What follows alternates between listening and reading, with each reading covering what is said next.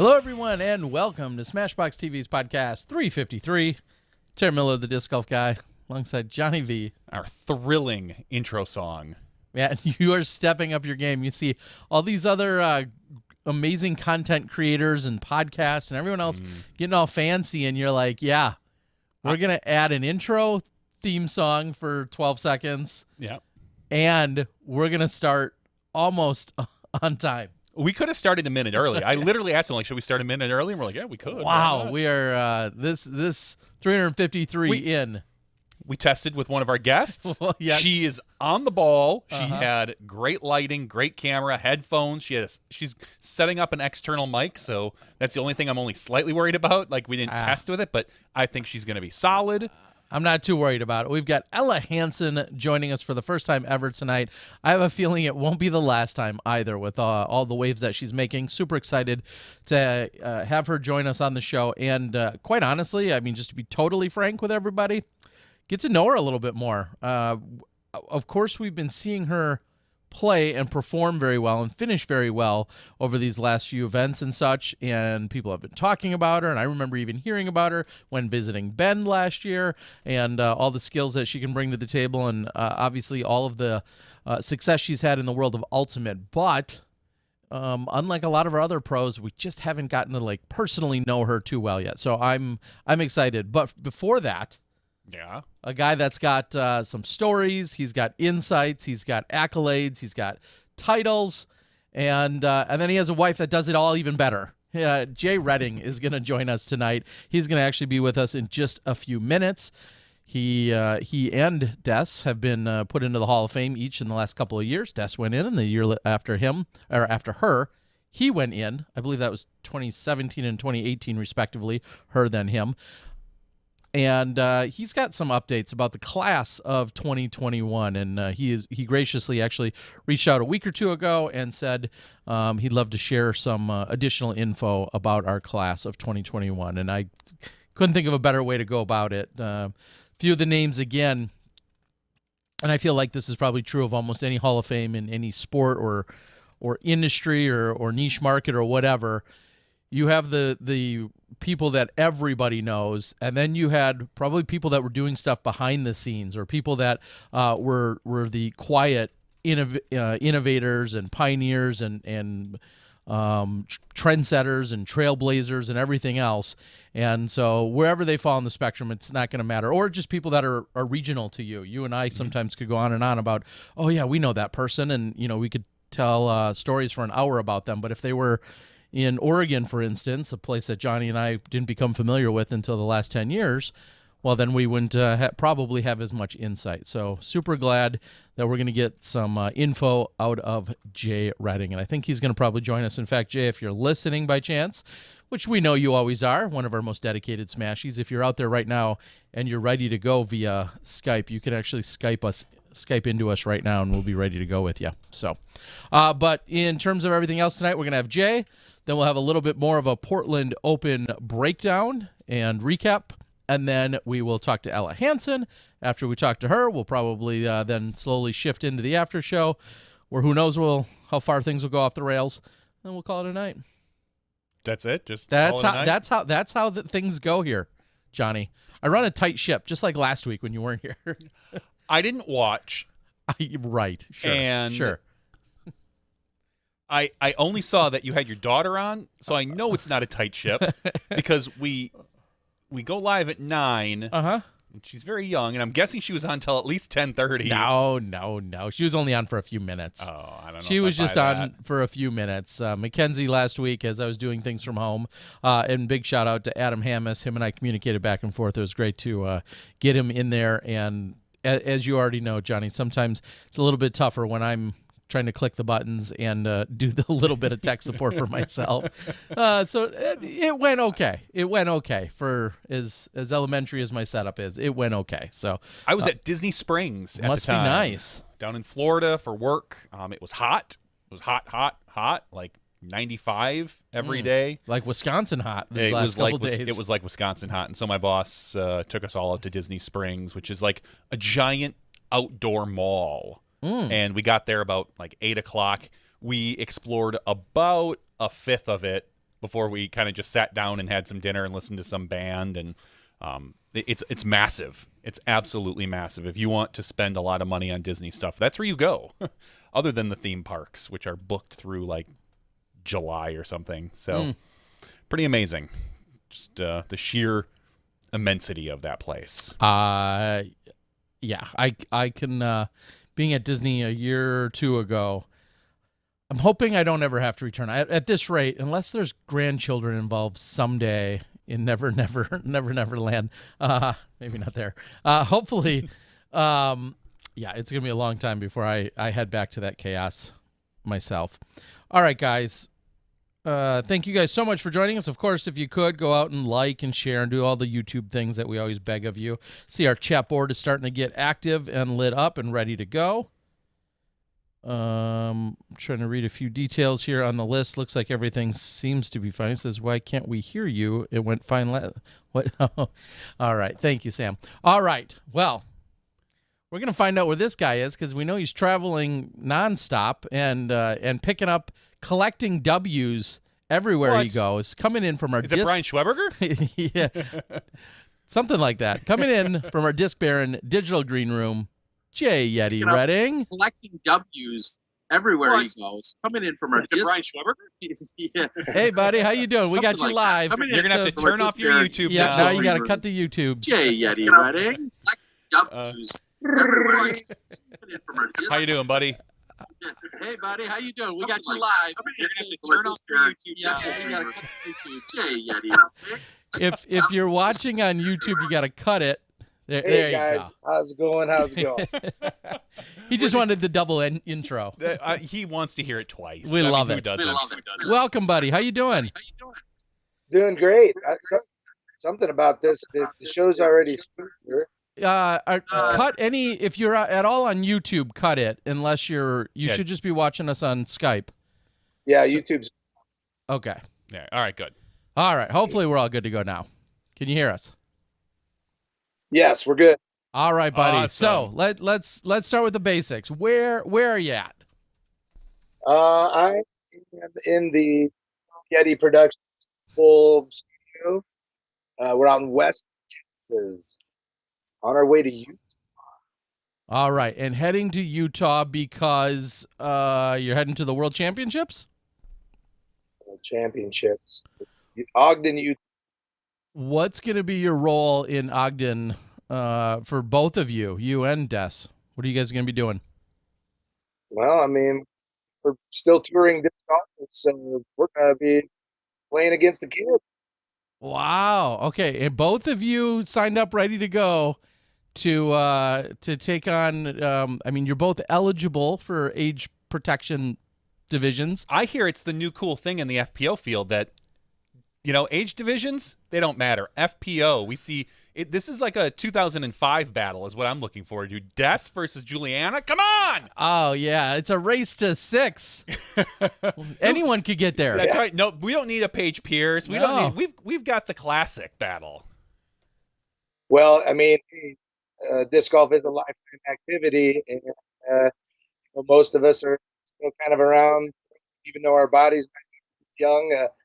We used to, our minds are, and we're all competitors. So I think we want to mix a little bit here. I don't think any of us in the aged division are kind of looking at forces that they're playing today as far as distance and like we're going to be matching the head against guys that are throwing 500 feet, women that are throwing 450. I think it's still small, and at the end of the day, you have to put the biscuit in the basket. And, lowest score wins. So I think everybody that's invited and going out to the World Championships these days have some mental stimulation to where the competition is going to bring out the best in what they got, what skill sets they're bringing to the table. We're going to give it a shot. Okay. Well, what else I think we're going to give a shot? I think we're struggling a little with getting your full audio. It seems to be in and out, a little bit choppy. Can you as much as we hate to do it, I think we're going to ask you, try and cut your video to us just for a second. We're going to see if that solves the problem. Okay. Do you think that'll solve the problem? I don't know.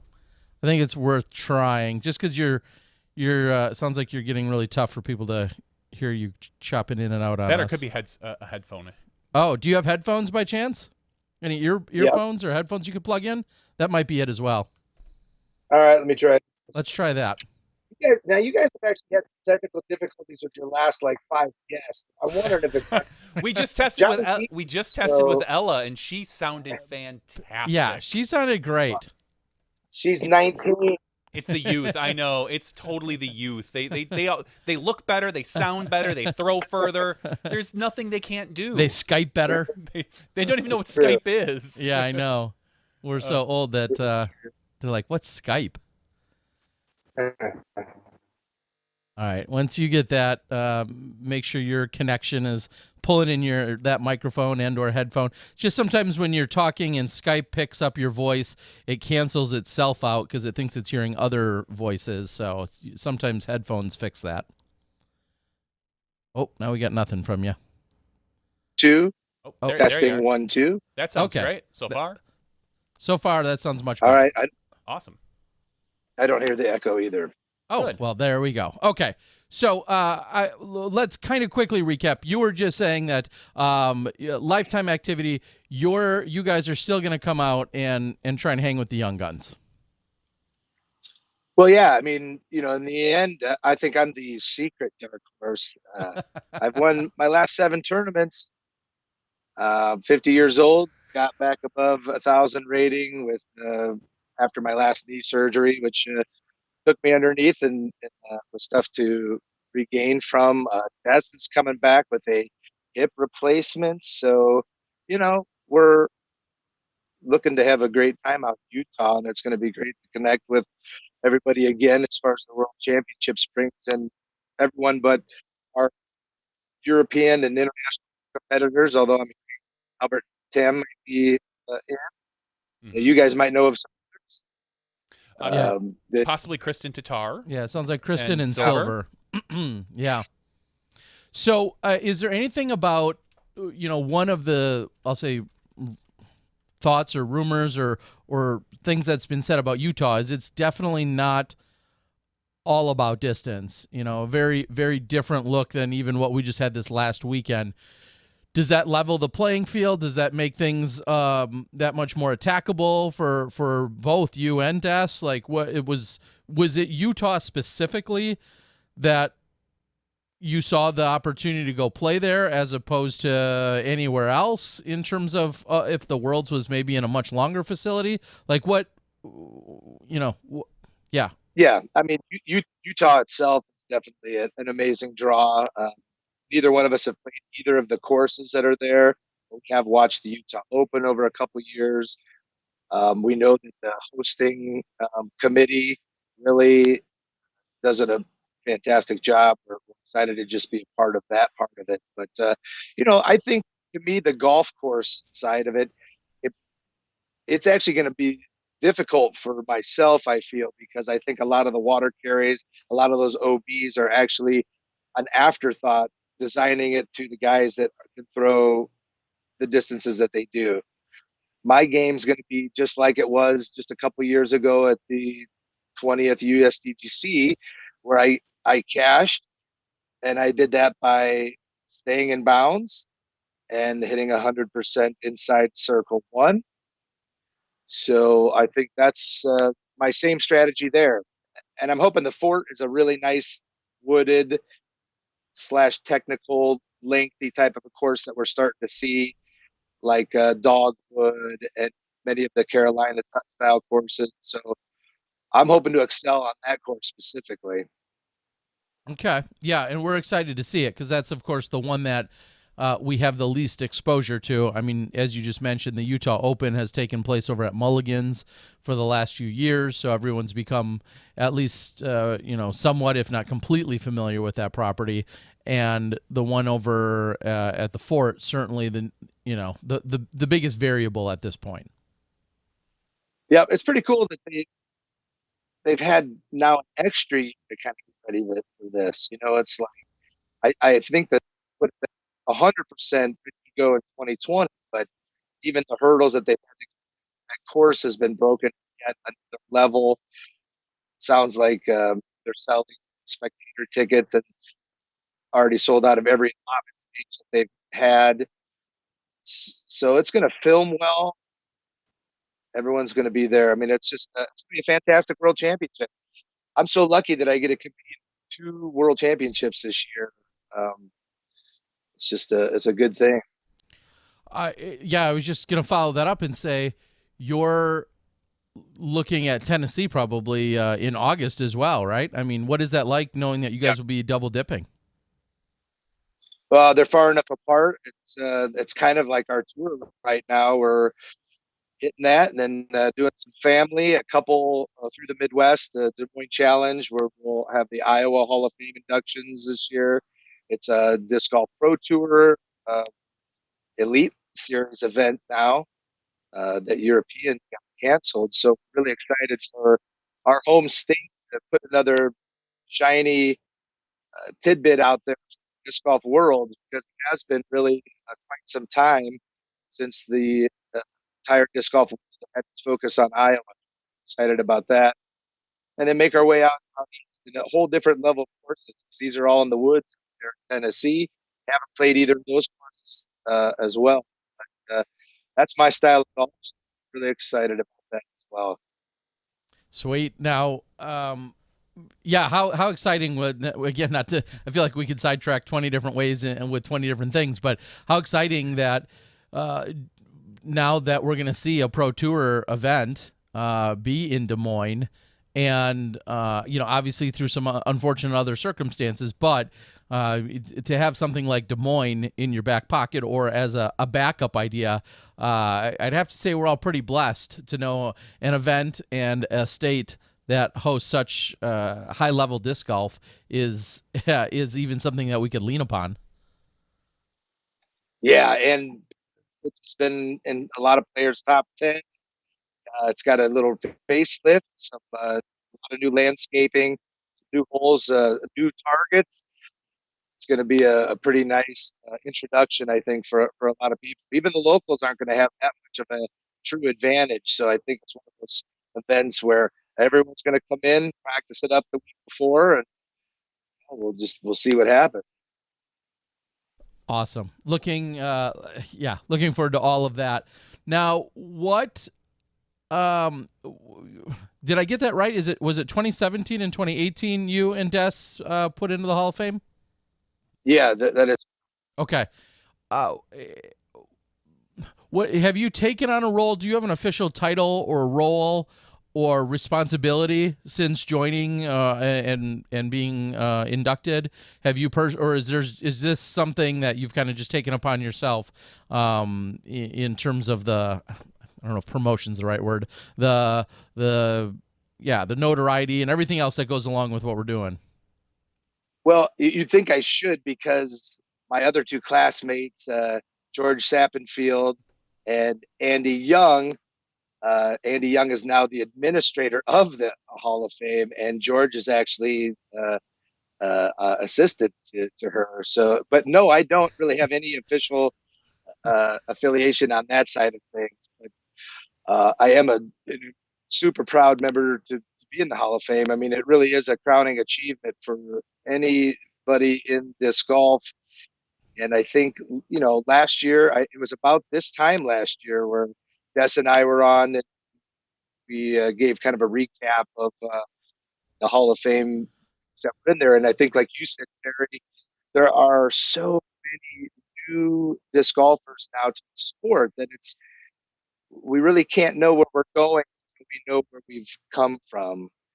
And I think it's important that there's a platform for as many places as possible to be able to learn about the historical aspect of some of our players that have come before us. Because if I'm going to be critical at all, what I've noticed, you guys have been around the game for a long time, so don't worry about you guys. Terry brings in a lot of perspective to a lot of the podcasts and a lot of the announcing that he does. But we've been kind of digging on, since I did a guest hosting of the Alti World, I've kind of dove into the podcast a little bit, checking out all these new folks that are doing it. And it's actually really disappointing on a lot of levels because players that are younger can only talk about what they know, and they're missing so many gaps. They're, trying to guess at things that they think they know. It actually is, it's kind of detrimental. We need to have a better like spot where we can go and find stats and bring up things, players' history. I can say the PDGA is very responsible for trying to host stuff like that, whether it's just on players' profile pages or some kind of warehouse, right? Where the Disc Golf Pro Tour Network can go and, oh yeah, we're talking about these guys, and JV and Mo can sit in the booth and ring it up, and you guys read it on the screen, and next thing you know, you all seem like Wikipedia geniuses because you actually know the true statistics or the historical facts that are so important that you just throw out the names that you think you might know, or the year they won a title or that type of thing. So, just trying to kind of help fill some gaps and give some light to some folks.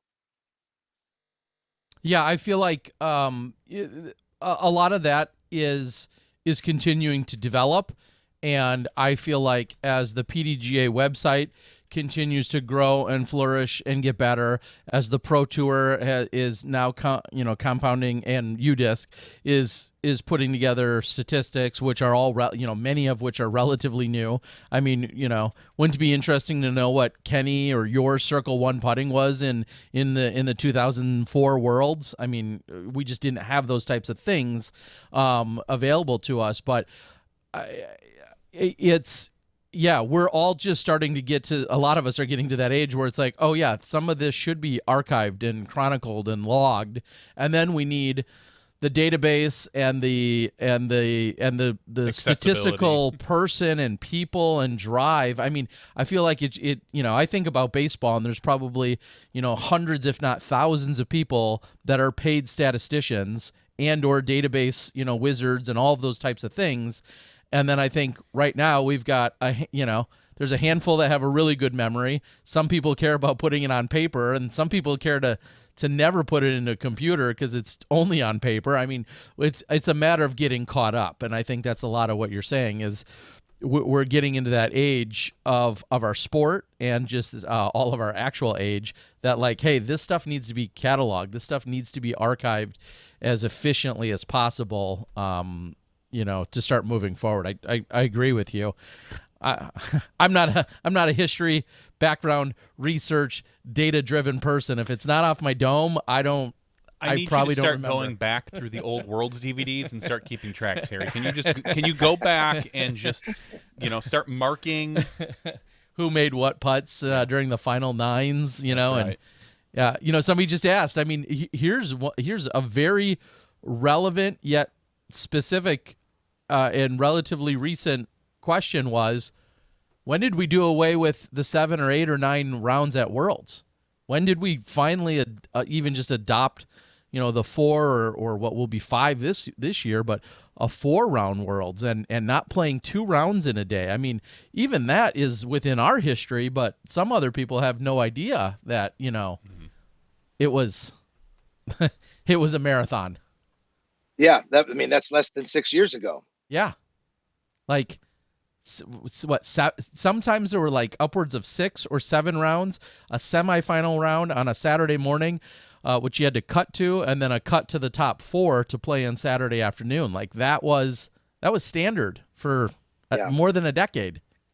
And absolutely. And then it comes around full circle, right? Because the U.S. Women's Championship, I thought one of the very worthy talk about points was that how can you have a major with only a couple rounds of disc golf, right? Sure. I mean, anymore, there can be B tiers that are 3 rounds in 3 days. So, yeah, majors 4 rounds minimum as far as I'm concerned. Yeah, I totally agree. Yep, and this is coming from somebody that actually, I've won 3 mixed doubles world championships, 2 of those are actually majors. Oh, And then, yeah. of course, I agreed as well when they reassessed and they're like, should we really be having a 1-day major, even though we do have 8 of the top 10 men in the world and we've got 9 of the top women in the world, which the talent pool is definitely there. But 2 rounds, does that constitute a major? And no, it doesn't. So now mixed doubles world championships is relegated to an actual seat here, even though it's a world title. But we Yeah. can't forget that it did used to be called a major. We can't just throw that out the window because technically, yeah, we all agree that there shouldn't be a 2-round major, but there was. That's that. Yeah, it's we continue to grow and evolve, and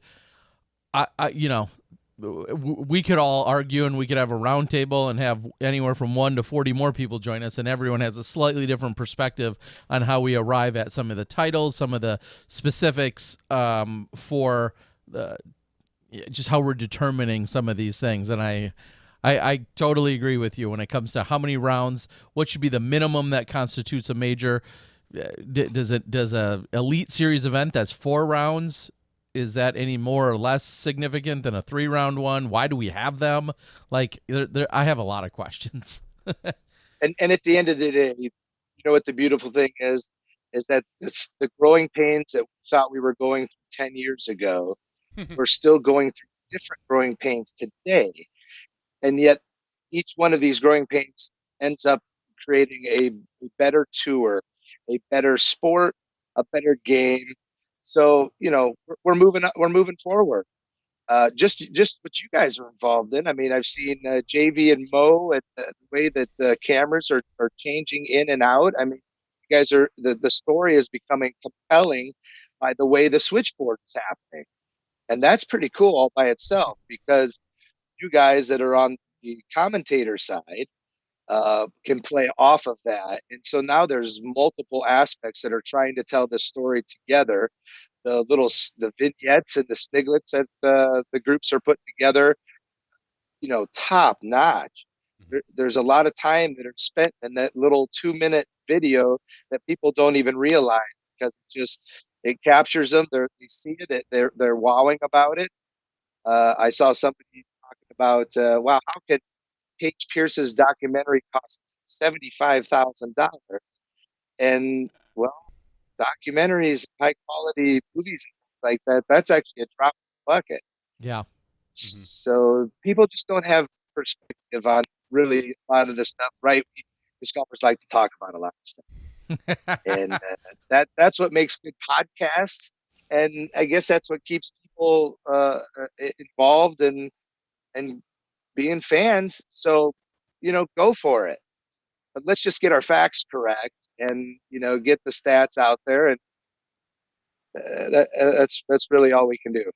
Okay, I agree. Well, let's get to some of our facts, and the facts are we have some new members going into the Disc Golf Hall of Fame, and right off the top, I should clarify it is, for anyone curious. It is not a PDGA Hall of Fame. It is the Disc Golf Hall of Fame, of course, working in conjunction with the PDGA, and these are all PDGA members and so on and so forth. But just making a clarification that it is not an initiative of the PDGA board per se or the staff at the PDGA. They don't sit around and think, okay, this is on our agenda this week.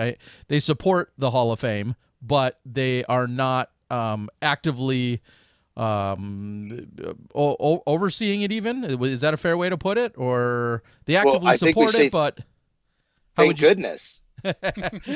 I mean, the PDGA has plenty on their own plate to work on all those things. So the good thing is that there is a board of directors. All of the members are voting and nominating members. So this union of players just becomes stronger and stronger every time we have an induction. And we've got a pretty phenomenal class this year, very international. We've got 4 countries represented. this year's 2021 class. All right. Where do you want to start? We'll start up in the upper left because it's someone that we're familiar with. We're familiar with most of these people, but Glenn Whitlock. Yeah, and I'll preface this by saying he, like Jay Redding, has slept on one of the floors in which I resided in during college. So, yes, right off the bat, you two have that in common. I will let Johnny, he's a host of the show, so he can jump around. I was going to go in alphabetical order to show no preferences. But if you're going by picture, well, we're looking at the it's show not the world, preference. Johnny. It's just it's literally just a picture. I'll show everybody this in just 1 second here. Yeah, which is a style of preference. It is a style of preference. You're right. So this is our class, our Hall of Fame class of 2021. As you see in the upper left-hand corner, Glenn Whitlock. Then we go Martin Fredrickson, and I'm going to massacre this name, but is it Jonas Loft? Very good. Then Dean Tannick and Dave McCormick. Yeah, let's just go in alphabetical order. Okay. Some of these stories actually connect each other a little bit. Okay. So we'll start with Martin Fredrickson, who's number 3276, which I didn't check today, but PDJ numbers were like, what, 180,000 now? So something like that. Okay. Yeah. This is basically the father of Denmark. Martin in July of 1980 attended and watched a lot of the top frisbee pros of the day at the Copenhagen Frisbee Festival. And part of this, of course, was disc golf, which was a separate event by itself towards the end there. And that happened to be the event that really captured Martin's attention. He attended a lot of different kind of clinics and different things that people were doing and teaching about it. And he went away with disc golf being like, this is what I want to be doing. And he attended his first tournament that fall in September 80, and then went right home. He started a disc golf club.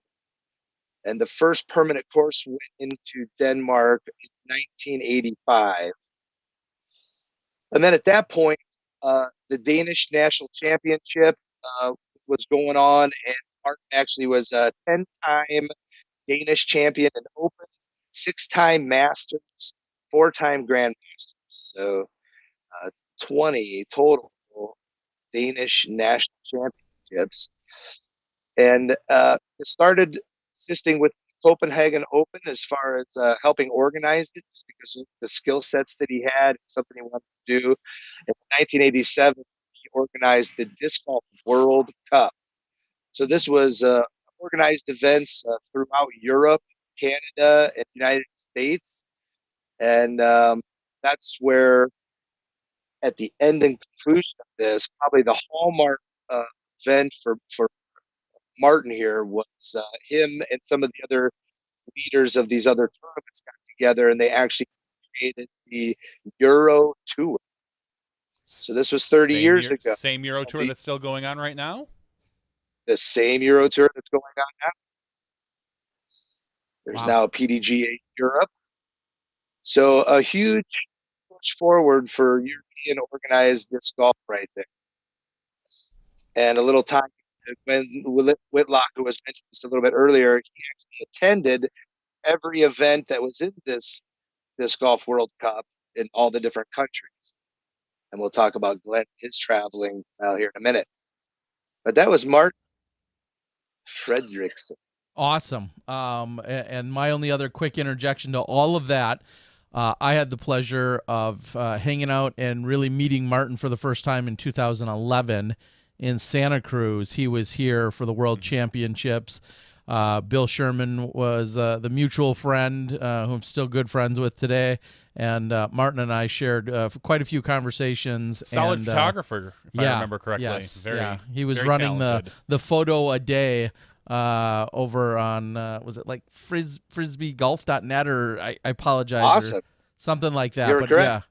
yeah, incredible photographer, and his business acumen and just everything about him, just like the nicest guy in the world. And spending so much time with him was my introduction, and my main time with him in all these years was the 2011 World. So quick interjection there. I can't say enough about the kindness and the intelligence of that guy, and obviously all the foresight he had, along with his skills. Yes, and so he ended up compiling over 2,000 high-quality photographs of disc golf from all over the world into one place, and that's what Terry was alluding to. So, pretty cool stuff. Yeah. Moving on to Sweden, number 3416. This is Jonas Loft, and similar in 1982, he was involved right away in the committee for the Swedish disc sport. Most of our players that come from these four numbers were overall frisbee players, and in the overall world, they competed in freestyle and double disc sport and max time off. And disc golf was only one discipline of an entire weekend's worth of events. And so Jonas really worked hard as a disc golf advocate to get disc golf fully and firmly established with the Swedish disc sport community. And in 1989, he was able to establish a full disc golf committee within the Swedish Disc Sport Association.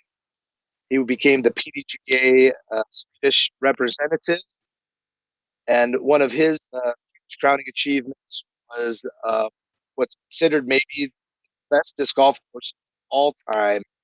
Him and his brother, and I don't know how to pronounce it, Mats and Jonas, they created and designed Yarva Park, which, Terry, you've been there. I have not. I've only heard. I've only heard as that goes listed as arguably the greatest disc golf course on the planet. So I have not visited myself yet. And I know my time is running out. Tick-tock. But yes, Yarva. Yeah. I mean, I Terry think it's fair. Go ahead. TikTok, because we thought that Yarva Park was going to be gone for good, and the quick history of Yarva, which unfortunately I haven't been there either, so it looks like we may have to rendezvous with yes, Sweden. But this area was a dump for Stockholm, which was 1 million people plus, 1965 to 75. They kept on putting all their trash and everything in. They actually were going to build mountains. They were going to turn this place into a ski resort. In 1974, the trash heaps all collapsed. And so it created rolling hills. They scrapped the ski resort, and it was the Loft brothers that sit there. It was like, maybe we can do something with this. And they created Yarva. Yarva had the Stockholm Open for 16 years. And I think the real huge universal disc golf thing that tournament did was brought the full European best players together along with the top North American players. I think it was one of the first big events that had all of the top players kind of together, because we really don't get a lot of Europeans over to the World Championships like we should. It's getting better and better every year. And of course, like you guys, I can't wait till the first World Championship happens actually over in Europe. Well, but these guys kind of set the blocking stones to where we're going there. And then I'll give big credit as well. 2017, Yarva was actually named Park of the Year in Sweden. So all the blood, sweat, and tears that these guys put into a pro shop, they had a restaurant there.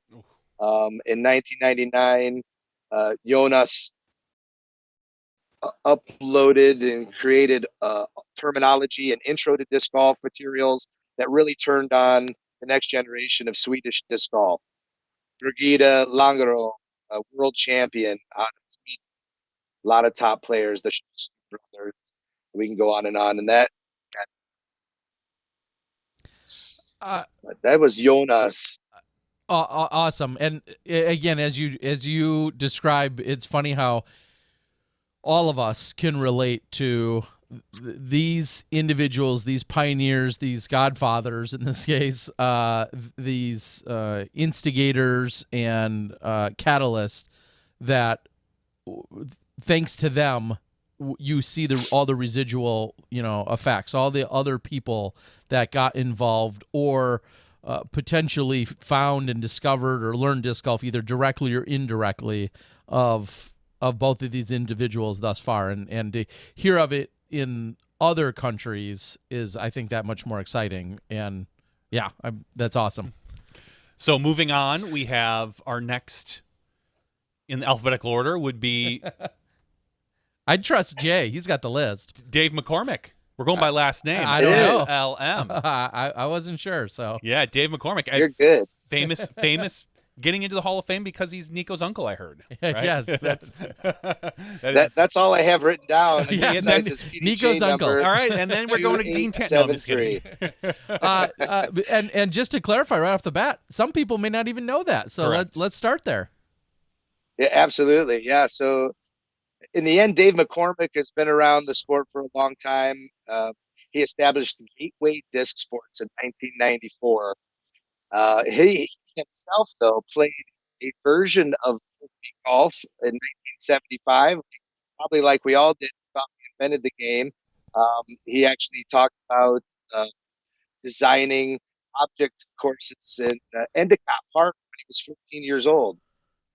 So he always had frisbee on the brain, some type of a frisbee golf sport. And when he created Gateway Disc Sports, he's always been known as trying to push boundaries and the barriers, trying to stimulate everybody to think either outside of the box or come to his way of thinking. Right? David's a very outspoken individual. He has 30 molds to his credit, creating golf discs, 7 disc golf bags, and he gets credit for what I think was the first internal frame disc golf bag. Yeah.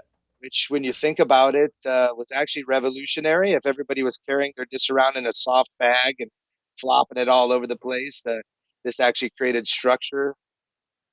Pretty big advancement. He also did disc golf target designs, and of course, the Wizard is in the top 10 golf discs of all time. Right? Do you guys agree with that? Easily. Yeah. I mean, it's clearly because of the longevity that we've seen with a company like Innova. Often things immediately get compared to an AVR, and again, no one pays us here on this show. They should be, but no one does. But I feel like if you polled 100 players that have been in the know, that have been around, and you said if there was no obligations to any sponsorship in the world, a lot of players would say I'd putt with a Wizard. Yes. It has been known to be just a favorite putter by so many people. Now clearly there's very few top level players that we have that are exclusively sponsored by Gateway, as I think they usually pride themselves on offering an open bag or a mixed bag sponsorship options and such. But a Wizard it just is a very, very popular putter. Not that I matter. I putted with a Wizard before I got my first ever exclusive sponsorship. You did as well? Okay. So last golf disc before I was 100% all Innova. There you go. That was forever. And ago. let me just say, these are 2 putting world champions. so That's- it's exactly. It's just and today I think that competition, that space has gotten tougher because now there's 40 companies that make a putter, and so you could get introduced to any putter on any day very easily. But back in the day, we had a lot of magnets, we had AVRs, and then there was the Wizard, and the Wizard was largely favored over almost every other disc, even as other putters kind of slowly got introduced. It's a tougher market now, but the Wizard, certainly a popular putter. Dave, I'll send you the invoice. So. Yeah, nice. And Dave also has 60 courses designs under his belt. Just still putting them in this year. And then back to Nico. Dave also has a lot of credit for taking young players under his wing, whether it was giving them some employment when they were trying to make it as a touring player. Players were always invited in to kind of mess around in the factory. And I remember seeing Stamps dissed by Al Shack and Todd Branch when they would come through, and they would discs all Gateway stamped up and like, hey, where did you have this stamp with what? But Dave loved that stuff. And so players like Sean Sinclair, George Smith, Johnny McCray, Double G, Devin Owens, Ron Russell, Roger Reyes, those guys all had some kind of help.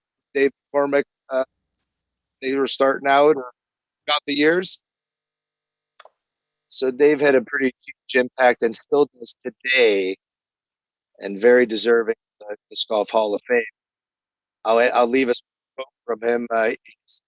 He said his goal is to strive to create low-cost, sustainable recreation in designing and installing disc golf courses, sponsoring and supporting events, clubs, and players while helping balance out people's lives, which he thinks he's pretty much given out over 40,000 discs to charity and to events. And Gateway was one of the first companies to say, hey, PDJ and Des Redding, which was doing a COVID relief project, that they'd love to donate whatever she needed to get that accomplished. Yeah.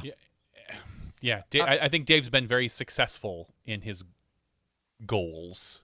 Yeah. I was just going to say, like, as he described, all of that perfectly embodies everything that I know of and have had experience directly, indirectly with Dave. And I thought that was perfect the way that his quote had said it. So congratulations to him, of course. And another name, just to throw it out there, an employee of his that worked for quite a few years there and then made some ripples for a few years, then took a half a decade or more off, and now has come back, Justin Bunnell. You know, he's back on the scene. The kid. Did I not say the kid? I don't know if you did or not, but I wanted to get it in there just because I've seen him. I've interviewed him. We talked about, you know, his time there working at Gateway, and, you know, that was when, again, there were only a few dozen jobs that existed at a disc golf company. Now all these companies have dozens, if not hundreds, of jobs themselves, but there was only a few dozen, I think, in our whole industry.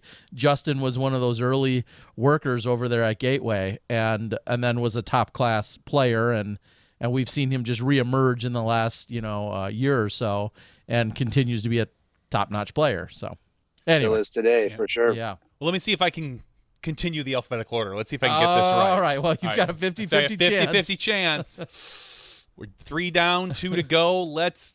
I'm going to go with Dean Tannick. Number 4028. Proud member of the Rocket City Chain Gang from forever ago, Huntsville, Alabama.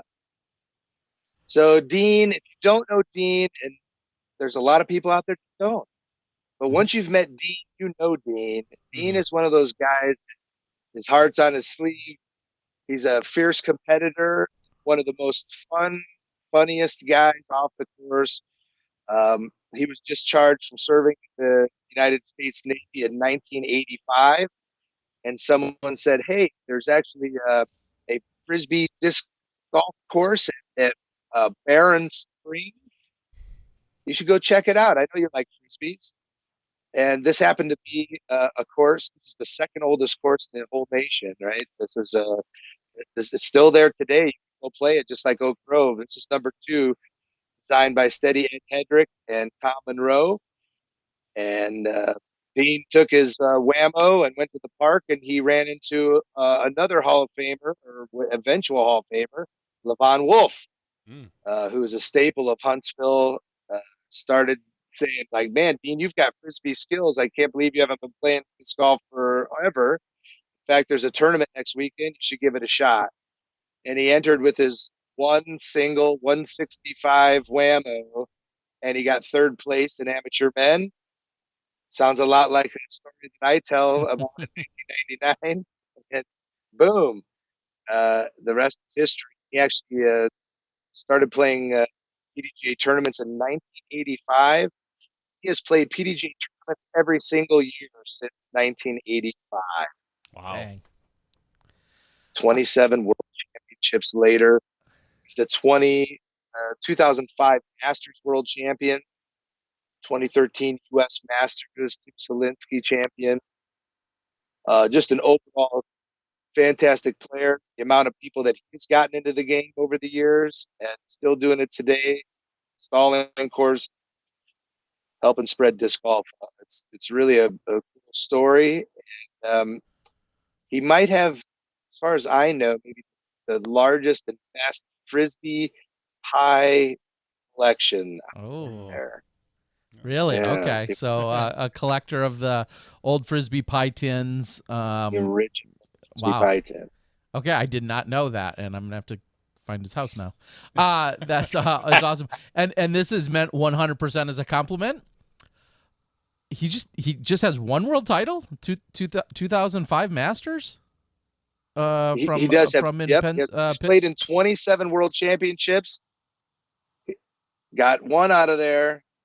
That's Okay. more than most. No, I know, and that's why I say this is a compliment, because if you would have said, does he have 3 or more, I would have guessed. Yeah, I would have said yes. He's got at least 3. I would guess at least 3 in the Masters field or something. Yeah, so obviously he's been there. I know he's been in plenty of finals. I think back to seeing him in Indiana at Crown Point. That was one of the more recent ones where I remember him being in a finals. So again, that's 100% a compliment, saying I would have guessed he had even more world titles. And of course, he's been one of those faces, as you, me, Johnny have attended, now dozens of worlds or 20 plus in some capacity, knowing and seeing him all over. And he's always got such a friendly demeanor and is so personable and easy to talk to. Yeah, he's always been great. So, and I don't mean and I think that's a testament. No, go ahead. To the Disc Golf Hall of Fame, the way it's set up, is it's a lot of people. There's been conversations about does the Hall of Fame put players in there for accomplishment on the course, what they've done, helping players that are coming from behind, courses they've designed, all these things. I think what we see here, and we talk about all of these special people, is that they all have an entire body of work. Players can get into the Hall of Fame purely as being an incredible player. I think that's a wonderful thing, as being an athlete. Right? But I think the acknowledgement of folks that not only are top level players, but also can check off the boxes in so many other areas that maybe have gotten our sport to where we are today. So, sorry, JV, you had. No. Actually, I'm glad you talked about that. I was just looking at the time, and I know we've got Ella coming up in about just under 10 minutes. Yep. And I look at our last person on the list, and I think we could have a podcast just on Glenn Whitlock. So I didn't want to cut Dean short, but I wanted to move on as well to Glenn Whitlock, who I think we've all had our experiences with Glenn. He's a fun and I don't know if he would take offense, odd character. he's a very friendly guy, unique. But he's very unique. Unique's yes, the word. Unique is a better word. That's a better word. What do you got for us, Jay? There's only one Glenn. There's no doubt about it. He's PDJ number 3513, and Mike Dean, who's been playing since '85, Glenn since '83. And every year except for 2012, which I'm not sure what happened there, but he is from Canada and British Columbia, so there's a really good chance that the Vancouver Island swallowed him up that year. He may have played in a fender bender and never left the island. No, Glenn Whitlock is overall Frisbee fanatic. Mm. Yep. He is somebody that I would call a soul golfer. No matter what he picked up, he did it well and he did it naturally. He was a guy that would casually show up on the course, and you would never look at this guy and be like, oh, this is a top level elite athlete. And not that he would hustle you, but he would make you drop your jaw in awe. He would throw his disc around his back, make a putt from 60 feet. Or I've seen him throw full blitz drives underneath his leg, and park holes that most people couldn't stand still back in correctly. He has all these different things, and I think one of the things that really enables him to this historical aspect of Disc Golf Hall of Fame is he may be the original touring disc golfer, the traveler, the whittler. Yeah, he's been everywhere. I mean, I think of the song "I've Been Everywhere, Man," but he honestly has, and it wouldn't shock you to run into him anywhere. Like he came through Wisconsin a few times, but you could be out in the middle of Montana and then be at a course and suddenly there's Glenn. Just, oh, hey. Like, hey, Glenn, how's it? Glenn. And he's probably freestyling and then next week you're in New York and it's like, is that Glenn? Jeez, Glenn. I just saw him. And what you didn't know is he was in your back seat the whole time. He traveled with you. Well, so. and follow that up, Jay, right? He did all that I was without... going to say, that's exactly right. Every time I saw him in some different spot, I'd be like, oh, Glenn, you got a car? No. How'd you end up in England? Well. And then the story shows up. Huh? Yeah. He didn't... He doesn't have a license. I don't think he ever got his driver's license, and... so he was always working with friends and significant other or whomever. I don't know that I don't believe that he had his. I don't think he ever just went and even applied for it or something like that. But yeah, you found him all over the country. Any given weekend, any given scenario, he would be setting a course record, and then he'd be freestyling and doing delays on his teeth. And I'm like, the next minute, like, okay, hey Glenn, like. Sure. Yes. Come use my shower. You're all good. Whatever you need. So now it's kind of commonplace, but I really remember being upset about like, hey, we really shouldn't be putting tournament details on Facebook that people are expected to know to see and know that there are updated rules of course, things like that. And we'd always use Glenn as the example. Like for one, he doesn't even have a phone. Yes. Two, how are we going to let him know that this course changed or this rule system has changed? It was the Glenn factor. You always had to throw the Glenn factor in there. That's a Glenn rule. But if you want to find some fun stuff about him, you can find one of the old 2006, I think it was called Snap, the movie. Yep. And this was a pretty cool picture of the Frisbee and disc golf culture in and around Canada. And of course, every time the film crew would show up, somehow the Whittler would be around as well. And I know they captured some beautiful moments of his personality. For a while there, he was the furthest traveling player for 89 consecutive events in a row. And that's probably because he was in Johnny V's trunk traveling around. That's that. He's small. He's got his own he can fit wherever he wants, you know. Yeah, Dave McCormick's first bag actually was just a whole Glenn Whitlock. So if somebody had to just pick him up and move him, yeah, it was all symbiotic. Yeah, it was perfect. But anybody that doesn't know, if you see Glenn Whitlock, go up and strike a conversation with him. He'll be sure to walk away laughing and have a new friend.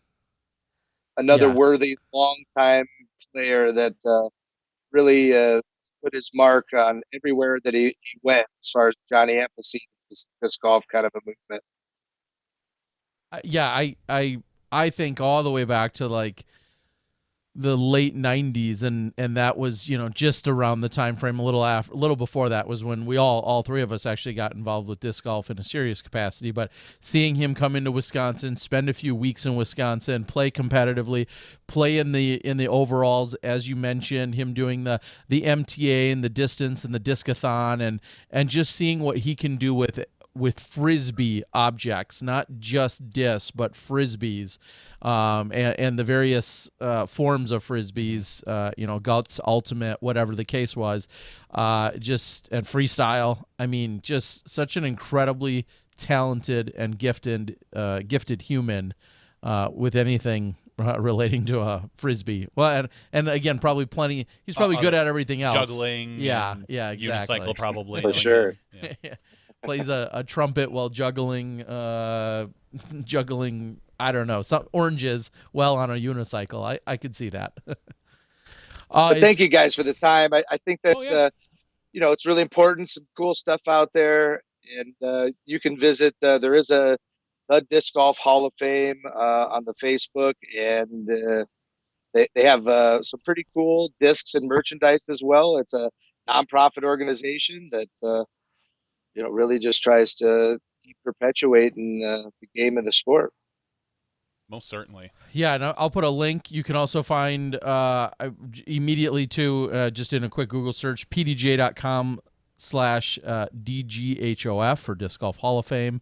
That's out there, and that gets you to other things. And I was just going to say, I'm sure we can put a few more links out there as well. And it the goes physical there we Disc Golf go. Hall of Fame is actually at the International Disc Golf Center.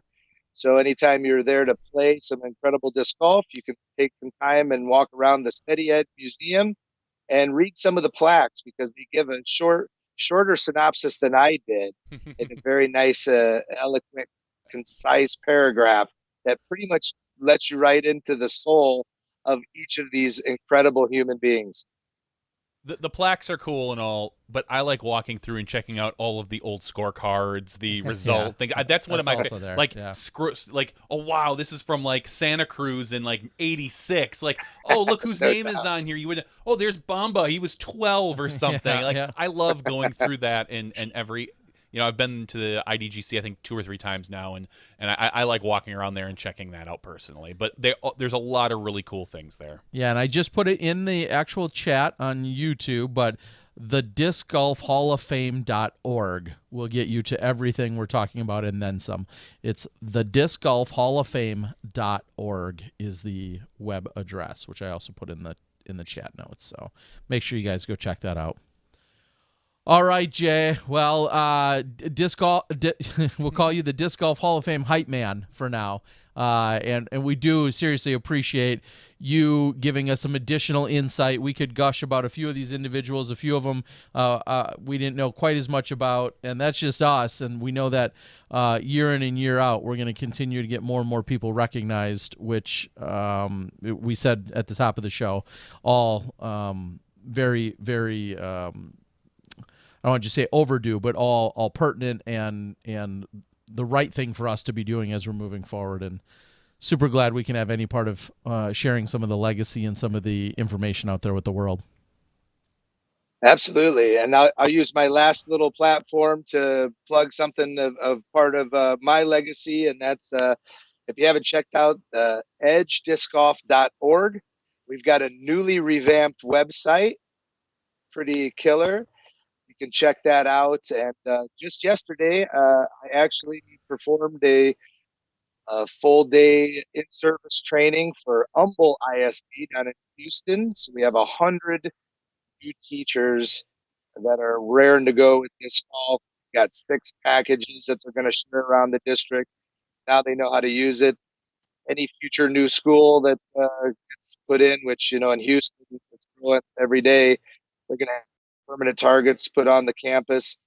So that's some of the stuff that I'm up to. Yes, with the PDJ Youth in Education, they were happy to allow her to help me out as well. So that's what we're up to. And check out edgediscgolf.org. And then a Smash exclusive, Bushnell Disc and Edge Disc Golf.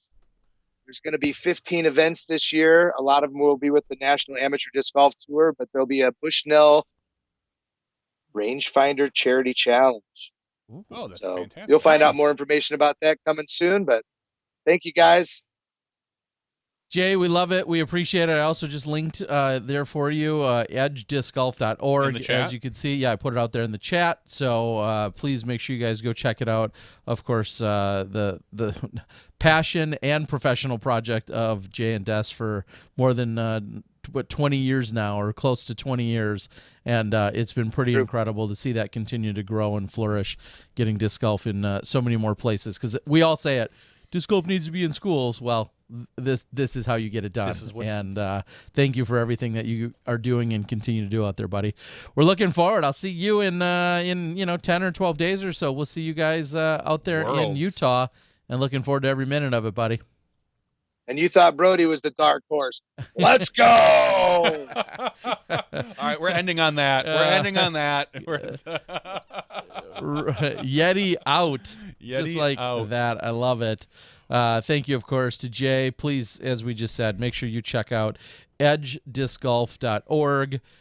The first organization, and of course, we can't go wrong whether you're supporting Edge or a newer organization you play it. I mean, at the end of the day, we all want to see, and Jay will tell you that we all want to see disc golf grow, but there's a couple different options out there now for ways that people can go out and get disc golf going. I think Edge has the Amazon Smile as well. Correct. So if you do purchase from Amazon, you can do it through Smile website, and a portion of your purchase goes towards Edge, so you can do that.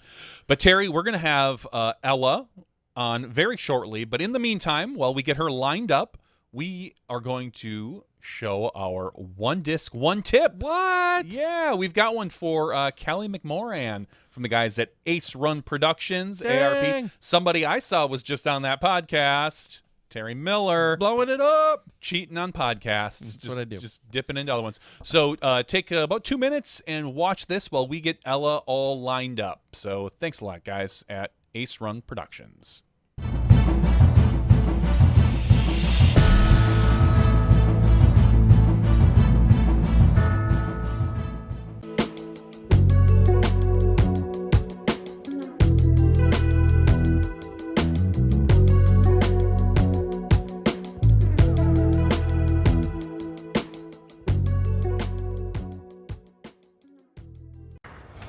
Hey buddy, it's Felix with Ace Run Productions. We are back with another One Disc, One Tip segment. Today we've got Innova sponsored pro, Miss Cali Mcmorren. Hey, how are y'all? All right, so Cali, thank you so much for taking the time out to film this segment with us. I'm sure our viewers want to know, you're a touring pro, but how long have you actually been playing the sport of disc golf? About 5 years. Wow. So you're sponsored with Innova now. You've got a choice of literally hundreds of discs to put in your bag. If you could pick out one disc that you think can make an impact in anybody's game, what disc would that be? All right, so I'm going to show you guys, this is newly released. I think they released this about 6 months ago, maybe. It's the Invader. This is luster plastic. It has a micro bead on it. It's a putter, super glidey, really flat, which is a little bit different than an AVR, which I prefer it to be a little flatter. This thing handles torque really well. Most of the weight is actually in the rim, so you can get on it with a forehand or a backhand. Tons of glide, goes dead straight. Whatever line you put it on, it's going to hold it. Awesome. Sounds like a good choice for approaching a different variety of shots. Yes. So definitely one you want to have in your bag, the Invader. Check it out from Innova. And switching gears, Cali, again, you're a touring pro. You're going all throughout the nation playing different events. If you could hone in on one tip that you think can make an impact in anybody's game, what do you think that tip would be? I think, so there's a couple things, but the main ones that I would say is visualize every shot. If you take one shot off, if you're lazy, you can ruin your whole tournament really quick. Visualize everything, your putt from your drive off the tee.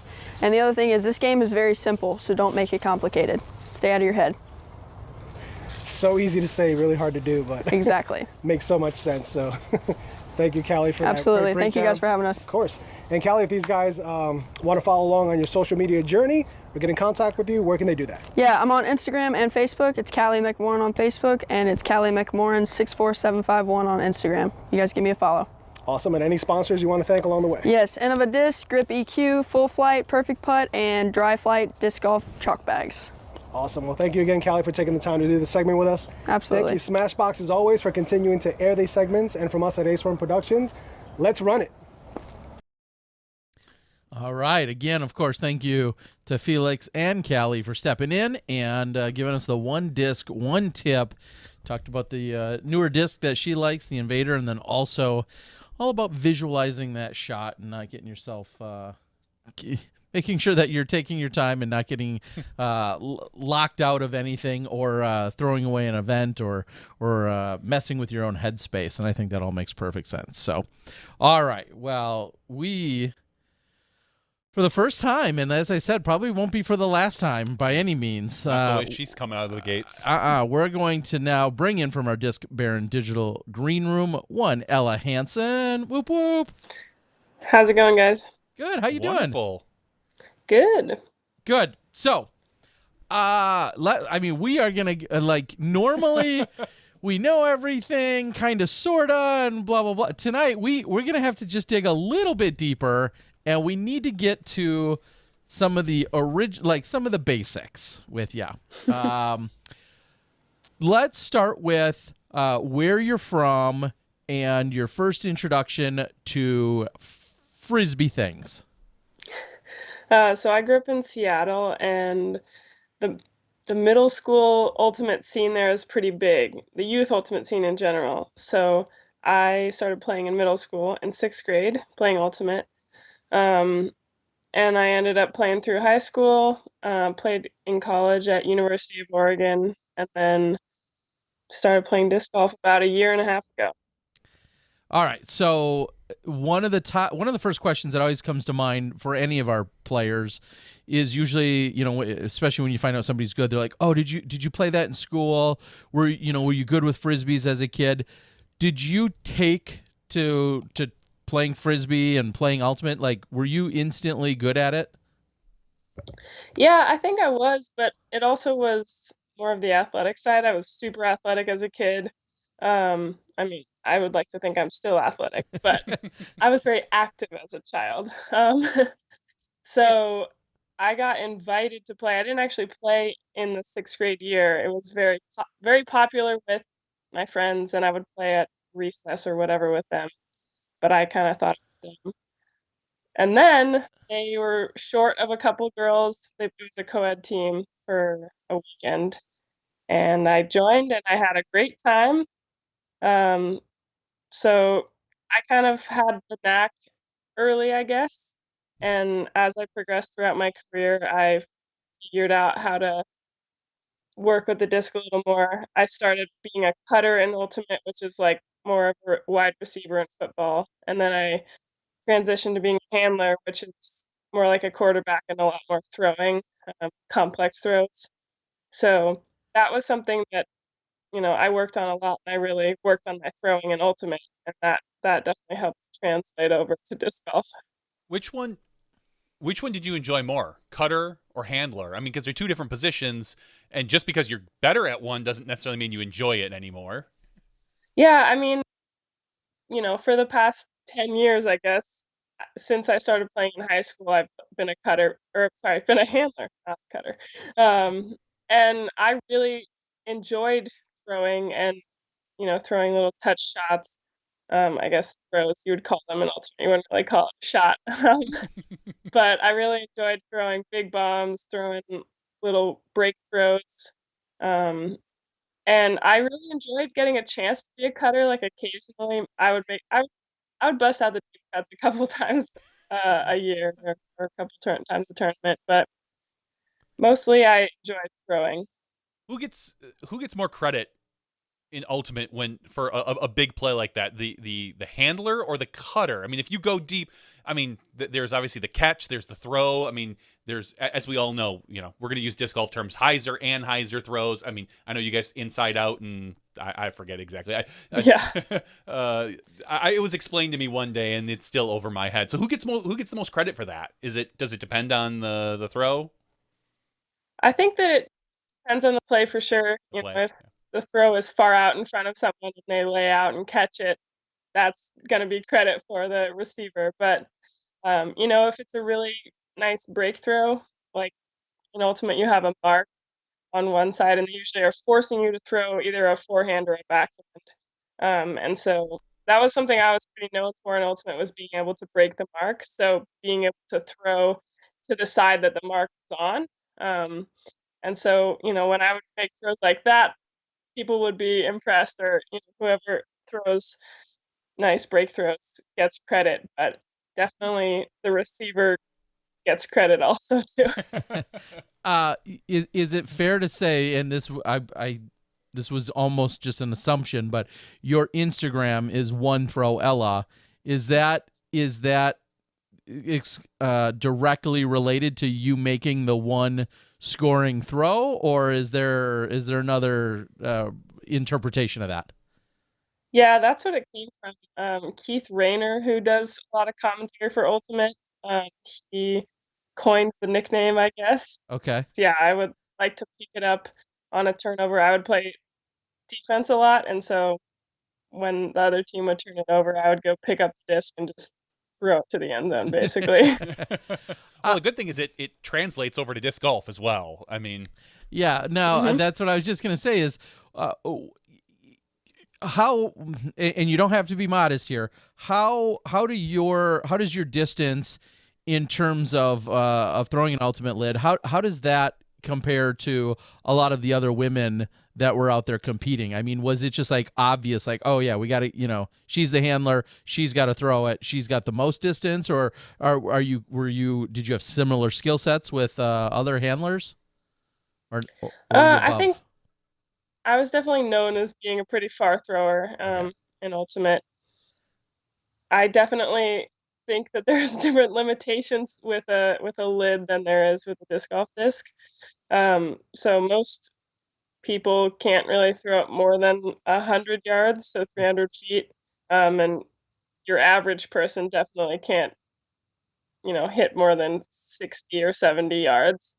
So I was definitely able to put some power behind my throws, and that was definitely something I was known for. Now, when it comes to when it comes to those big throws, is it pretty even for you in terms of backhand and forehand for raw distance? In disc golf, obviously we see so much, the bigger throws I don't want to say have to be, are done with a backhand, the world records and such. Does that translate into the same limitations in Ultimate? Meaning like the longest throws are going to be a backhand and maybe not quite equally as long throws are going to be with a forehand, or is that not necessarily the case? Yeah, I would say that's pretty accurate. I was definitely known for my forehand distance and mark breaking skills in Ultimate. And I think the forehand doesn't translate as well from Ultimate just because of having a pivot foot and translate into disc golf. I was a puller in Ultimate, so I would throw what's like the equivalent of a kickoff in football. And so that's really what translated well for me. I already had the X-step footwork, and obviously there's some tweaks to be made from Ultimate form to disc golf form, but that translated over a lot easier than forehand form. But I knew that I had the mechanics and I had the strength to do it. So I kind of told myself, you were known for throwing forehand really far in Ultimate, so gotta actually learn how to throw a decent forehand at least in disc golf. So for these backhand forms, do you look at yourself on video now when you're throwing discs? We'll say discs, golf discs. Do you look at your form and kind of go like, oh, that you can really see I mean, I look at it and I see the Ultimate and I'm like, oh, you can really see that she came from an Ultimate background. Are you looking at that and going, oh, I need to change this, I really want to change this, or do you like your form? Do you think that this is what you're going to stick with? I think for backhands, I feel like my form is pretty good. There's definitely things I know I need to improve on at certain points for certain shots. But I think that for the most part, I feel like my backhand form is pretty consistent. And then on the forehand side, there's definitely consistencies to work on. I think I've sort of figured out how to throw a pretty good hyzer forehand, and then got to work on getting some of the other angles in consistently. So let's, a moment ago we were talking about transitioning, like, I think there's, and maybe it's still true, maybe it's not, there's kind of this old saying of like, well, when Ultimate players, get either want to retire or slow down or get bored, then they come over to disc golf. Like clearly the pace is just not the same. How have you adjusted to the pace, and can you compartmentalize, like they're just two totally different Frisbee throwing sports? it's super different mentally. And obviously the pace of play is really different, you know. And ultimately, if you get nervous, you can get that energy out into your teammates by cheering for someone or talking to someone or, you know, just yelling a bunch, running up and down the sideline to stay with the play. And you can't really do that in disc golf. So it definitely has been a mental adjustment for me, and I've been working with a mental toughness coach, actually, who's based in Ultimate, but she also, you know, she knows disc golf. So we've been working together a lot, which has been super helpful for me.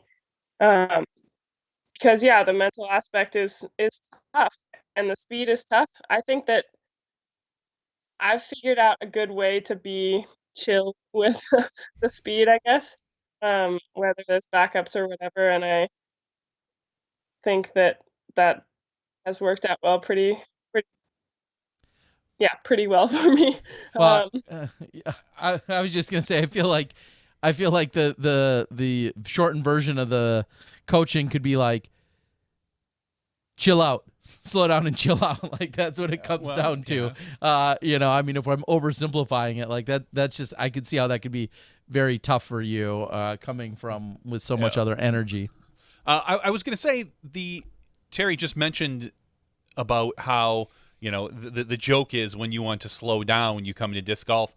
Are you done with Ultimate? Like, is your career kind of behind you now in that sport, and now you're looking forward to disc golf, or are you going to I'm going to pull out a reference. Are you going to be a Bo Jackson? Are you going to are we going to see you with an Ultimate disc and a disc golf disc on a card someday, or Deion Sanders? Bo we need updated references. I know. Is there any other two sport? No. Tim Tebow, I guess. I was going to say kind of, I thought about that. Yep. Yeah, but he's stuck with minor league baseball, so Michael Jordan, you could close say. enough. For now, I feel like I've continuing to pursue disc golf. It's pretty hard to do both at the same time. At the top level, Club Ultimate is a really big commitment, time-wise, money-wise, and that's a big pull from disc golf, is being able to make money from competing and not having to pay in when you do well. And so that's something that, you know, I have been hating about disc golf. And I won't ever say that I'm not going to play Ultimate again. But for now, I think as long as I'm enjoying disc golf and having success, I'm going to continue pursuing that at a professional level, which kind of limits me from my options for Ultimate. But, you know, I may pick up with a couple of teams this year and play some tournaments or whatever, but definitely focusing on disc golf. If it weren't for COVID, would you have picked up disc golf, or would you have continued your Ultimate? Yeah, I actually started playing just before COVID, like a couple months before. So I probably would have continued to play, and I was kind of starting to think like, oh, maybe I'll do this in 10 years when I stop playing Ultimate. And so COVID definitely initiated that, I guess, and helped me kind of realize that it was a really good option for me, to pursue disc golf at the top level. So definitely COVID made a big impact, although I was already playing before. So again, backing up just a little bit, what were you talk about sports and athletics and such? What were some of your other interest and or studies outside of throwing Frisbee objects around? What's some of your other interests or background that if you weren't doing these things, either whether it's career or hobbies, what are some of the other things that you would likely find yourself doing or pursuing? Yeah, I played a lot of music growing up. I played like a bunch of different instruments. I was actually in the University of Oregon marching band for 2 years, which was super fun. And yeah, I studied product design and digital arts at University of Oregon. So really enjoy like making things, doing video work, which I've done a little bit with disc golf. And yeah, I just like to do creative things, and I kind of have a wide variety of interests, but yeah. So I always have to ask this one. If in this case, Ultimate and disc golf both vanish tomorrow, what would you find yourself pursuing, like really getting into, maybe as a career, or whatever's financially supporting you, call that a career or just a job, but what do you think you'd be pursuing? Oh, I haven't thought about that. Well, I have been started playing double discord with Juliana Korber. So Okay, maybe that. okay. So how There's well not does really a that pay? career in double discord, but if you thought Ultimate, wasn't exactly a viable income, I think double BDC, discord, is yeah, probably not a good career option. Yeah, no. But that's been super fun. But probably just doing video editing or producing, or camera operation somewhere. Okay. Yeah, you did some of the camera operations at USDGC. Not last year, or was it last year or was it the year before? 2020 and 18. Okay, so yeah, you worked with the Fulcrum crew that was doing a lot of live production, and you did disc golf. And if I remember hearing the story, they put you on hole 17. Is that right? You just stood. You stood on hole 7, like the most iconic hole maybe in disc golf, and you got to sit there and film like just hundreds of shots coming through. Yep, that's true. And I guess they built me a little platform out there, because I came back in 2020 and I was expecting to see the little platform and it was gone. So I guess they had built this little wooden deck that was like 4 feet by 4 feet, that I stood on Lake Winthrop the whole weekend. Yeah, that platform has come and gone throughout the years. I think it was there a year or two before you, but then it wouldn't be back the next year. I've seen it come and go a couple times. Good to know. As you're saying, Johnny, that such an iconic hole, and one that can make or break a tournament, and maybe even in some degrees, in some capacity, some careers. I mean, coming down the stretch there. So let's go right to that with what you've done in these last few weeks specifically. You've had some solid performances. Do you has it even, like, does it soak in? Are you just meeting your own expectations? I mean, you've performed so well these last few weekends specifically. How does that feel for you? It feels good. I would say, it probably hasn't fully sunk in.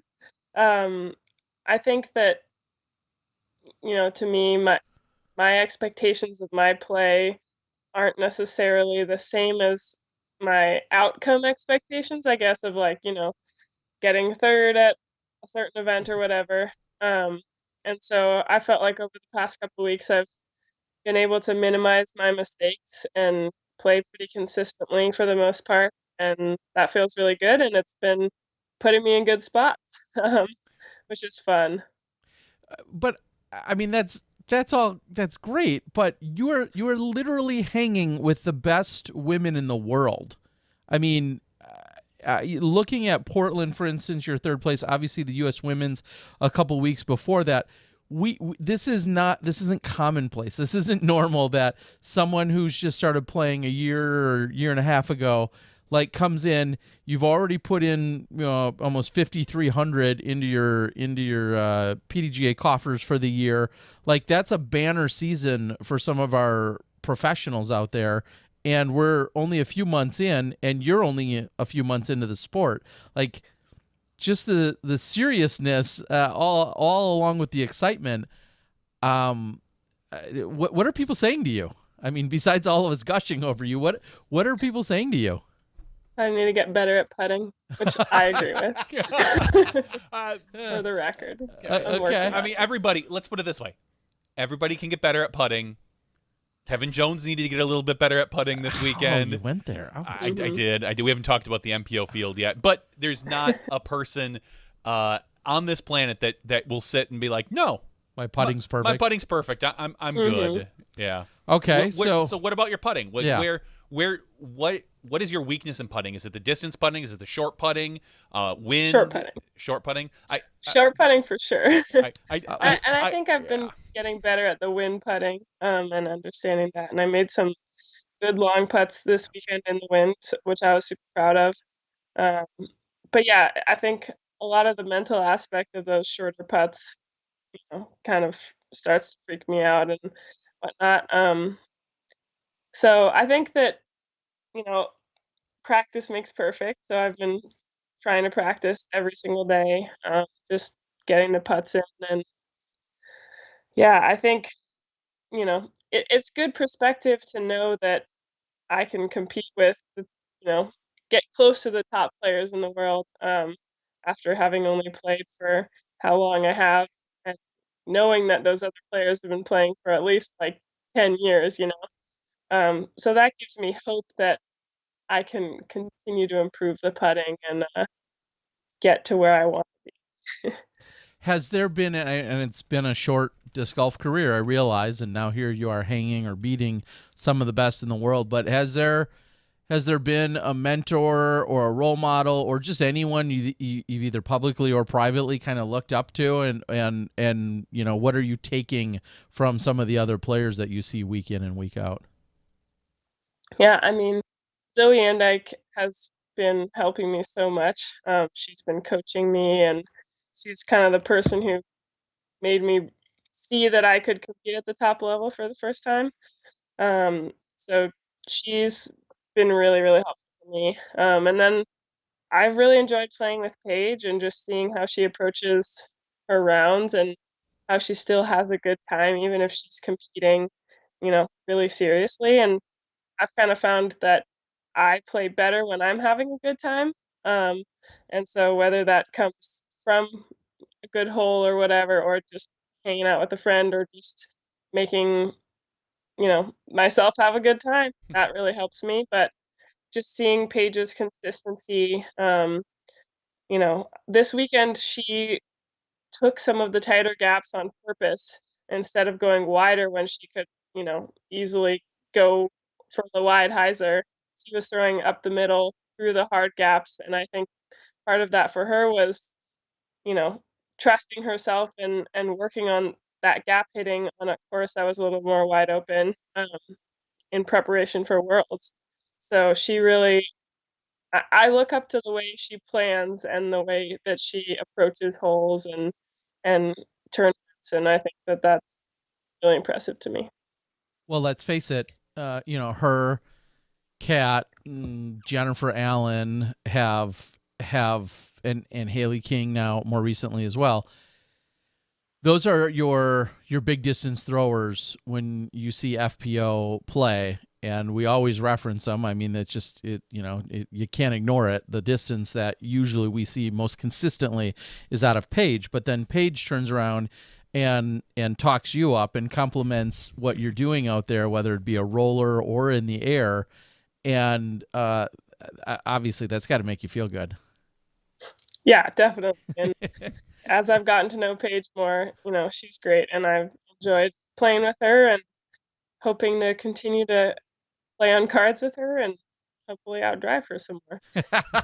I have to talk about the roller. It's a very difficult shot for a lot of players. You seem to have I don't want a natural ability. You have very good control of the angle.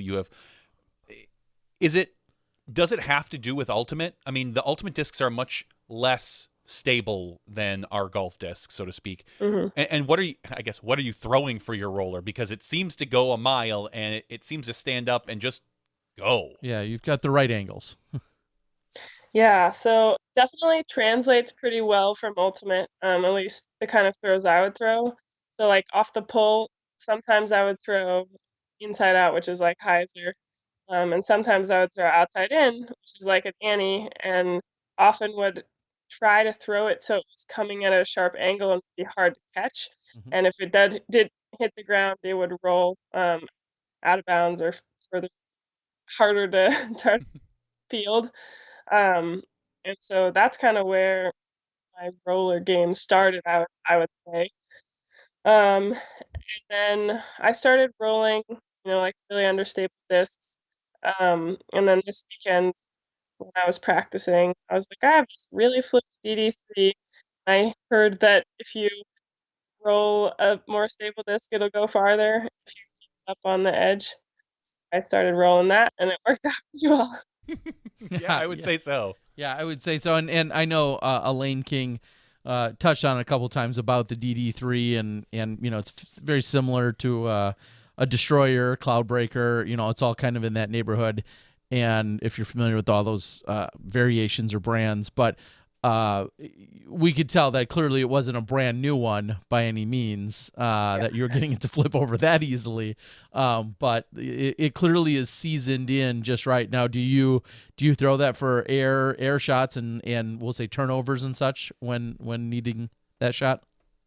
Yeah, that has been my main hyzer flip distance driver for a while. And at this point, if there's pretty much any headwind, I will throw a different disc because it's very flippy, obviously. But yeah, I'm sure I will be using it a lot in Utah with the elevation. It should be pretty workhorse for me. Did you ever play Ultimate in elevation and with how the discs were affected by the elevation? Can you explain that for people that maybe have no idea what we're referencing? Yeah, I haven't played disc golf at elevation. I played a lot of Ultimate at elevation. And I think it kind of affects things a little bit differently because the Ultimate disc is so understable. Most people's throws would actually go farther at elevation because normally they would tail out right for a righty backhand, and they would hold that angle a little bit more for that righty backhand or whatever throw. So throwing with more stable discs, aka disc golf discs, it'll be interesting to see how it affects the throws, because from what I've heard, it makes things more stable and less glide and kind of dumps throws out a little more early. So I'm excited to practice for Worlds and get dialed in at elevation. So let's get to a few of those specifics. Cody on the board is asking as to let's start with your tour and then we'll dial in specifically to Worlds. But full-time, I mean, disc golf is your full-time career right now, right? And you're touring all year, as many events as you can play, or what's the plan? No, I have another job. Okay. And I am playing through Worlds, and I'm kind of taking a break and having a summer, and then I'll be back for a couple of those East Coast events, Maple Hill and Green Mountain Championships. I would love to play some more events in the summer, but I also have other life things I have to do. And I think my plan for this year kind of was to play this West Coast swing, see how I stack up, and then next year I think definitely considering going on tour full time. Okay, all right. I sense a Discmania van or RV maybe in the mix, or would that be the plan, as a built out RV like we see by so many others, or a built out van? Probably, yeah. Van life. Yeah, I was just gonna say what. How outdoorsy are, I mean, do you get into all of the rock climbing and the kayaking and all the other, we'll say, kind of typical outdoorsy things that a lot of our players do while they're out there in between weekends? Yeah, I like to be outdoors. Not consistently into rock climbing or kayaking or anything, but I will do it if I have the opportunity. Nice. All right. So, specifically, we've got you. It shows you obviously for the Worlds. I see that you're registered for the mixed doubles, and it looks like you and Cole. Is that right? I saw Cole's name on the UDisc this weekend, but I apologize. I don't know Cole that well. How do you know Cole? And then what was that conversation for you guys to team up? So he is also a Uplay ambassador. So he's been coached by Zoe and Destin, and they kind of connected us. He's a young gun. I think he's 16 or 17. Oh, okay. Yeah, he's very young. From Oregon as well. So we kind of both didn't have a partner and wanted to play mixed doubles. So that's how it worked out. But I'm super excited. I think it's going to be a lot of fun. Sweet. Okay. And then obviously the World Championships, then starts a few days later.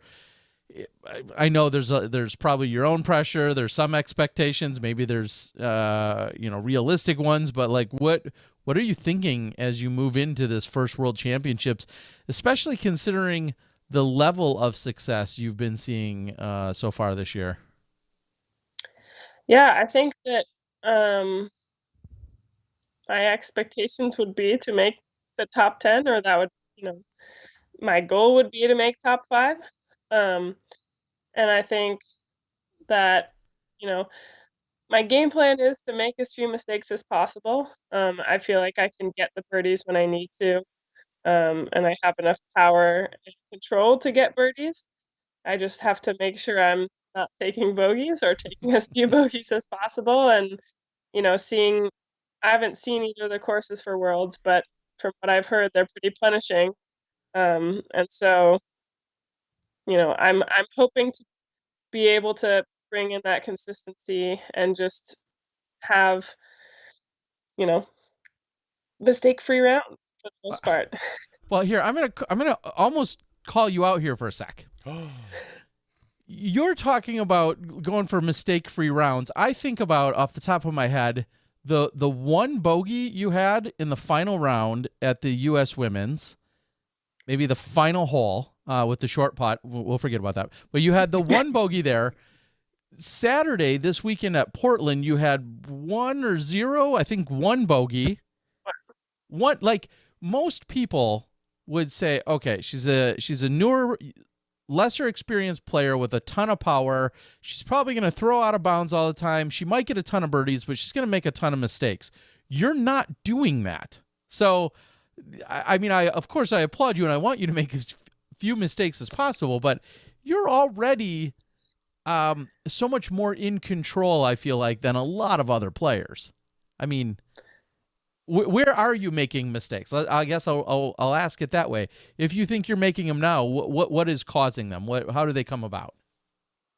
I think sometimes just wanting to get a birdie if I'm out of position off a tee shot and I really should, just lay up somewhere or whatever, take a par, take a bogey instead of a double or triple or something.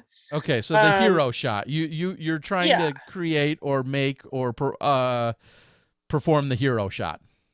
Yeah, that a little bit, and then I think just, forehand upshots and just upshots in general. I think that often I put myself in a pretty good position off the drive on, par fours or whatever, and sometimes kind of fluff the upshot. So that's something I've been working on, increasing the consistency with, and making sure that I can make the putts when I need to. Okay, now I'm going to jump back because we're all over the place tonight. Well, we always are. We're talking about the World Championships. Obviously, it'll be the second major of the year. Compare, for a couple of the guys and the rest of the world, compare some of your other successes, or explain, maybe is the best word. Explain some of the other successes you've had in Ultimate and the significance of those. I mean, I see you're a national champion multiple times. Like, break down, maybe even make an analogy to, what some of those wins or accolades, what those might translate to us in the disc golf world. Is there a way you could do that for us? And again, I'm asking you to boast, so to speak. We don't need you to be modest. Tell us, like, what your other successes are like from the world of Ultimate. So I have a college national championship in 2015, and I mean, I would say, well, college Ultimate is a lot higher regarded than college disc golf is. Not that college disc golf is bad, but no, and that's really, not a rip. Yeah. Yeah. And so that was super fun. I would probably compare that more to like Am Worlds or something, or okay, maybe along those lines. And then I have 2 world championships, under 24 women's team for US. You can see that's the wrong side. It's over here. These 2 things. Explain how those come about. Let's just pretend that Johnny and I don't know anything about Ultimate. Explain, the divisions and the teams and how those all come about, though. Is that invite? Is that, what does that all mean? So USA Ultimate has a national team program. And so there's Junior Worlds, which is under 20. There's like, I guess College Worlds is kind of what you would call it, which is under 24. And then Okay. they have like Big Kid Worlds, which is like no age restrictions. And then there's Masters and whatnot, which is kind of the same as disc golf. So yeah, tryout process, you have to apply to get a tryout. And then tryouts are 2 8-hour days on a weekend. You know, you fly out. My tryouts were in Colorado and Southern California, and try to play your best. Basically, try to make a good impression on the coaches and work well with the other players. And they do, you know, take some other stuff into context and look at, you know, your career and whatever else you've been doing. And then have like a weekend training camp to make the team, and then a couple months later you fly to wherever. So I went to Australia, Perth for my first World Championships, and then Heidelberg, Germany for the second one. We have like a week-long training camp with the team, and then you get thrown into the tournament. So it's a pretty intense process, but it's super fun. Like, it's some of my best memories of just being, you know, on a team. No worries besides ultimate, you know, just getting to hang out with your teammates for like 2 weeks straight and trying to win a world championship. So it's pretty fun. And I would say that, you know, that's probably not quite the level of winning a world championship in disc golf, but, you know, under 24 even is pretty cool. And is that the most competitive division?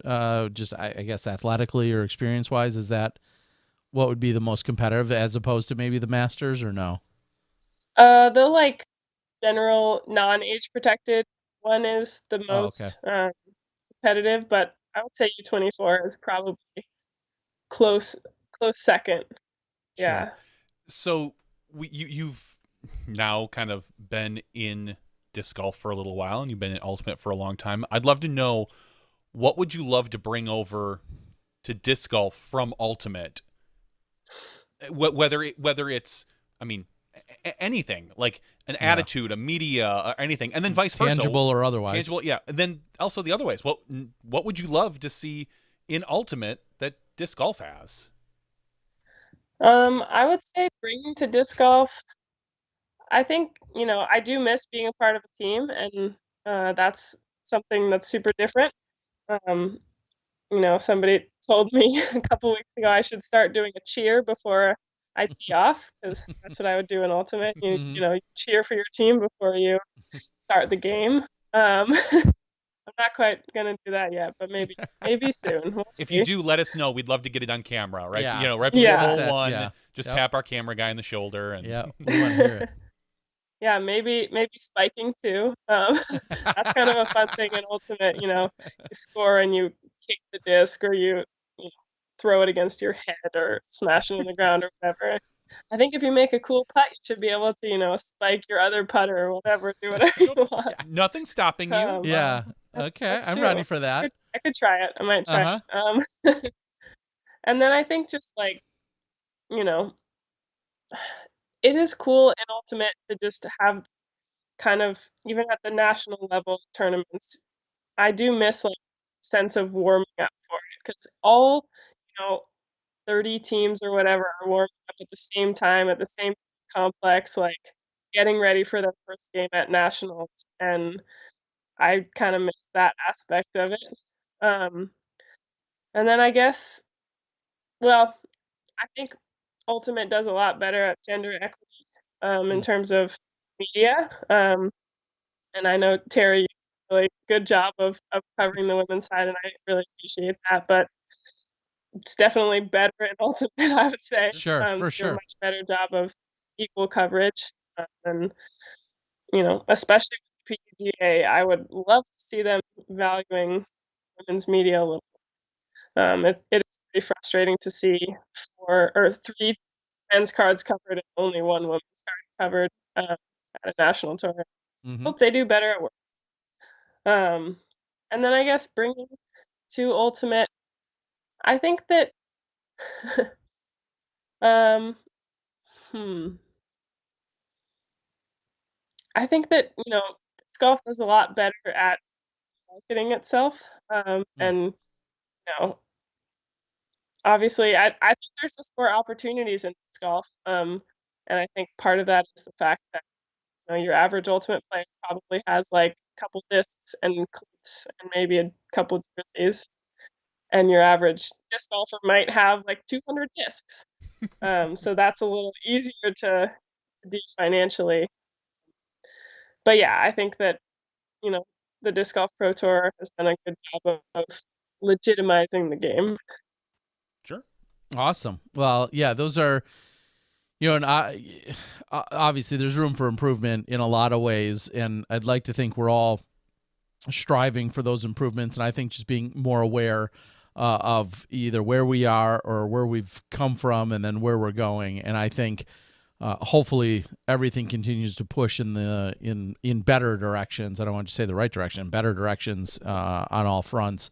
And I think that can be done in media. I think that can be done in direct and indirect ways, which is great. And I guess I would follow that up and just ask generically, can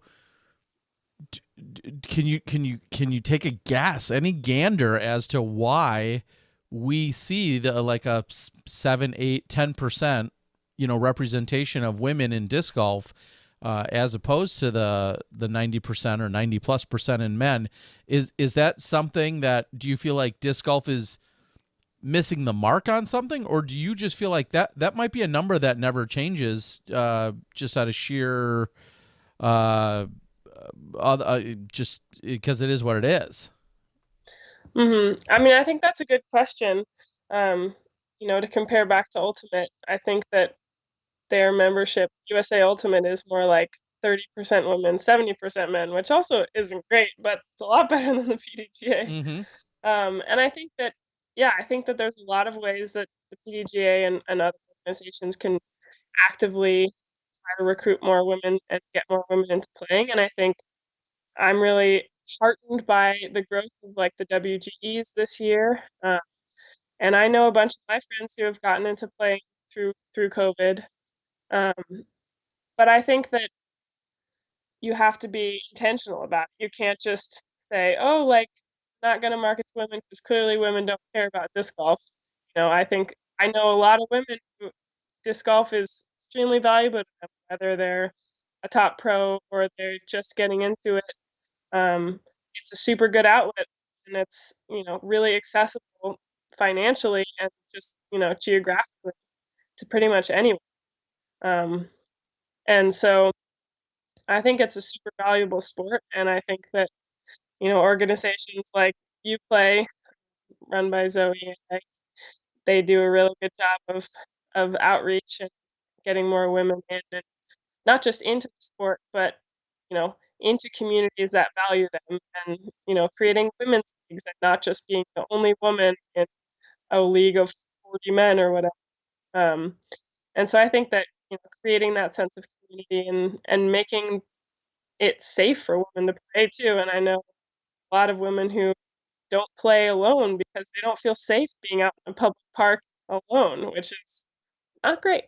No. Yeah. And I was wondering if that was part of it, that, Ultimate maybe has a more naturally more appeal when you're in a team environment and there's a group of 7, 8, 9, 10 people there, half of which maybe are women, or 30%, we'll say, as opposed to disc golf, where it is a much more solo sport. You don't, it's, you're more frequently, you can't go out and play Ultimate by yourself. I mean, exactly. but you can go out to your local park and play 3 rounds in a day by yourself if you feel comfortable. And if you're not feeling comfortable doing that, that right away is an immediate barrier, so to speak. So I wonder if that has something to do with it. I'm sure it does, but there's a lot larger issues at play as well. So, Absolutely. So I have to ask. We're talking about other women and whatnot.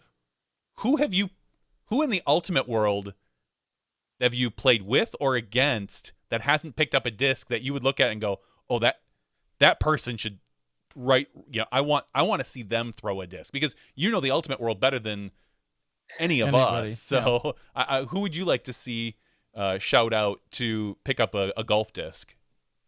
Definitely the number one person is Alex Snyder. She was one of my coaches for the 2 years that I played on the national team.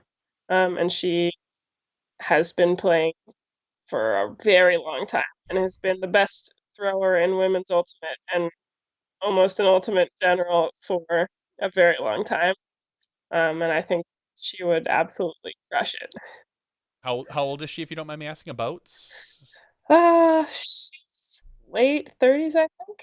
Okay, so I mean, as Jay was just talking before you, we're an all ages sport, so lifetime sport as they call it. So it would be it would be awesome. So are you gonna reach out and try to have her get a round in with you at some point? Because she's like, hey, I'm killing it over here. All these suckers, I'm beating them week in and week out. You should come. If it weren't for the short one over there, I'd be kicking. I played around with her husband a couple weeks ago, actually, at Masters Cup. So hopefully we can get her out to play at some point. Okay. I mean, not that we're gonna put all of the weight on your shoulders, but I mean, right now you're the greatest story, and therefore you become the greatest conduit to make that transition over into the ultimate world. Like, we need to, have you go out there and, like, with both hands be grabbing everyone and pulling them in. I mean, you're the the greatest success story we could ask for right now. An ultimate player who's finishing very well, and a woman. I mean, you're checking off every box. Yeah. Start bringing more women into. I don't know how you're going to sleep tonight with all that pressure on your shoulders, but it sounds like you're the woman to do it. We need you. Go get it done. I'll do my Report best. back tomorrow. I mean, that's like part of why I started playing, because I kind of saw the lack of depth in the FPO field. I mean, obviously there's incredible players in FPO, but I kind of saw an opportunity and felt like I could, climb to the top. And yeah. You just have to knock off Paige, and Kat. I mean, just get, elbow them, get rid of them. Do you go back? I mean, you as you said, with film and whatnot, and your and interest and background in history. Do you ever go watch any older footage? Do you ever go look through stuff to find courses or how so-and-so competed? Has any of that ever interested you, or do you do any of that kind of, I hate to even call it homework, but do you do any of that? Definitely. Definitely like to watch film and watch footage of people. Yeah, when I started getting into disc golf, I started watching, because I got into it from the media side a little bit. So I just watched tons and tons of coverage, both MPO and FPO. And yeah, I really enjoy that, and I think I'm definitely planning on watching some footage of the courses for Worlds before I head out there, so I have a good sense of what they'll look like. Now, you're also you check a couple boxes here that you've consumed disc golf media. You've worked a little bit in the disc golf media and just media in general. Where and this could be very generic, or you could point it right at live or post, me or us or whatever. Where are some opportunities? Obviously, we'd love to see more women's coverage. That's a given. But just in general, maybe even higher level than that, do you see any major opportunities where the mark is being missed, or just isn't being even, the surface isn't being scratched, or anything of that nature? Yeah, I think that to me, live is the future, and I think that some people probably had doubts about that, but I think that DGN has done a really good job of covering pretty much everything this year, and is consistently getting better. And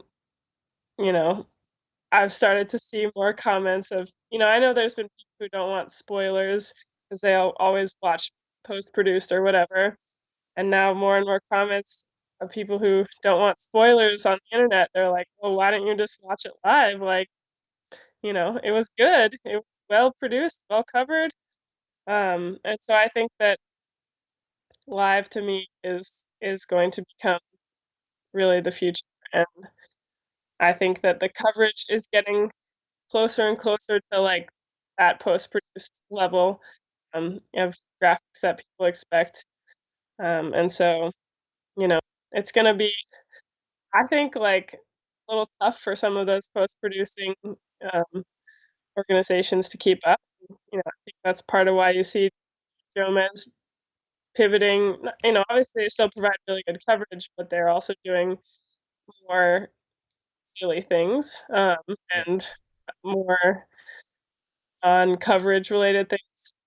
Doing that Eagle documentary that's going to come out, probably watch, looks pretty cool. And their practice rounds and stuff like that. So I think that in terms of like live coverage or coverage of events, live is the way to go.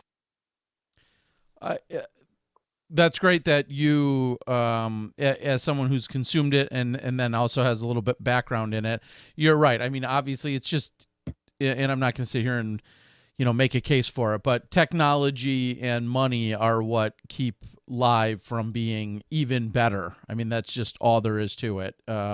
We've been saying that since we started doing our live back in 2014. At the end of the day, we're relying on cellular signals, and then from that comes all these other limitations and so on. And that's just a fact. And hopefully, as the team continues to grow and more people are showing interest in live, I think that Disc Golf Network, kind of the vision of Steve Dodge with the tour, and then Disc Golf Network, and then the torch getting passed, I think has continued to show and prove like, hey, if this keeps going well, we can continue to improve on it. And it's obviously it's a cycle. And people used to complain about the lack of cameras and the lack of other things going on and whatever. We're upwards of 4 or 5 or 6 cameras. Sometimes there's a drone, sometimes there's an extra slow-mo, and then there's all these other pieces, and then there's saved shots that are happening from other divisions or other sides of the course. It's jam-packed, and it's not perfect. We're not patting ourselves on the back, but so it's not perfect yet, but it's I feel like hopefully it's becoming more and more compelling week in and week out for everybody. Yeah, I definitely agree, and I know there's a lot of moving parts, and it's really tough to get everything in that, even if you want to. I think people don't realize that like golf events, like ball golf, everything is wired. Like every camera position, they've got high cameras, low cameras at every hole, and they've got like hundreds of cameras, and it's they start setting up like months in advance, and as much as folks might wish, disc golf's not there yet. So I think that for the resources that DGN has, I'm very impressed with what they're doing. So again, with media, do you see, I mean, you're going to be busy, being a star in front of the camera, but do you see yourself wanting to do commentary, wanting to do other productions or pieces, or is there any way you could balance? Have you been asked to do any post-production yet? Yeah, is there? I'm going to do some commentary for OTB's coverage. Okay. For the first time. My first commentary, so I'm pretty excited about that.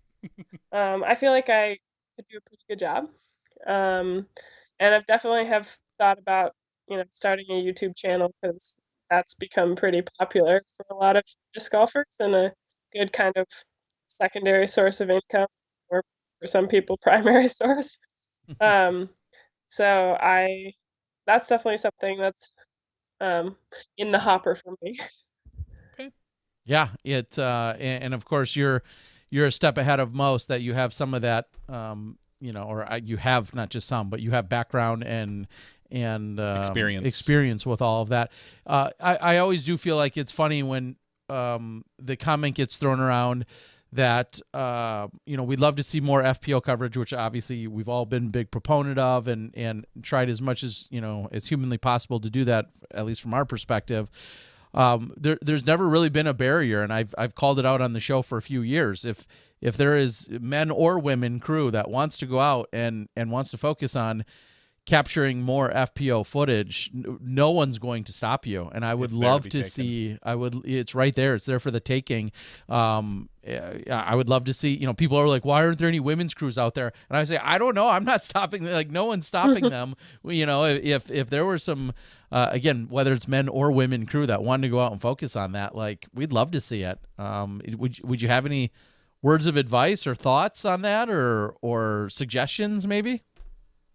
If somebody was thinking of dipping their toe or going down that avenue or looking into it? Yeah, I think that from a camera operating perspective, just be smooth and don't zoom in too much. And then I think you had to get the thumbs up there. I agree. I couldn't agree more with that. Yeah. Yeah. I watched actually because this weekend the chase card for FPO had a new crew, B-Dub, I think is what they were. And I watched I think the round 2 front 9. Okay. It was posted on Reddit or something, and I kind of went in and I watched the first, I think, 15 minutes of it. And they'd gone out there, like, hey, what can we do better? And I wrote up like a small paragraph, and I was like, try to keep the basket and the person in frame on putts. I said, don't pan on a putt. It's so hard to get that quick jerk. And I'm like, just try. That's one thing. And I said a couple things about the graphics, but I said less zooming. That you don't need to zoom, especially on a putt. Like, just stay there and be done. Get all those little things out, and I thought it was nice because we got to see a new crew do more FPO coverage. Awesome. So I always say, when in doubt, zoom out. Just stay wide. Good. Just stay wide. I'm good at that. Just stay wide and leave it as is. I would rather see not enough zooming than way too much. And I didn't see any of the coverage you're talking about.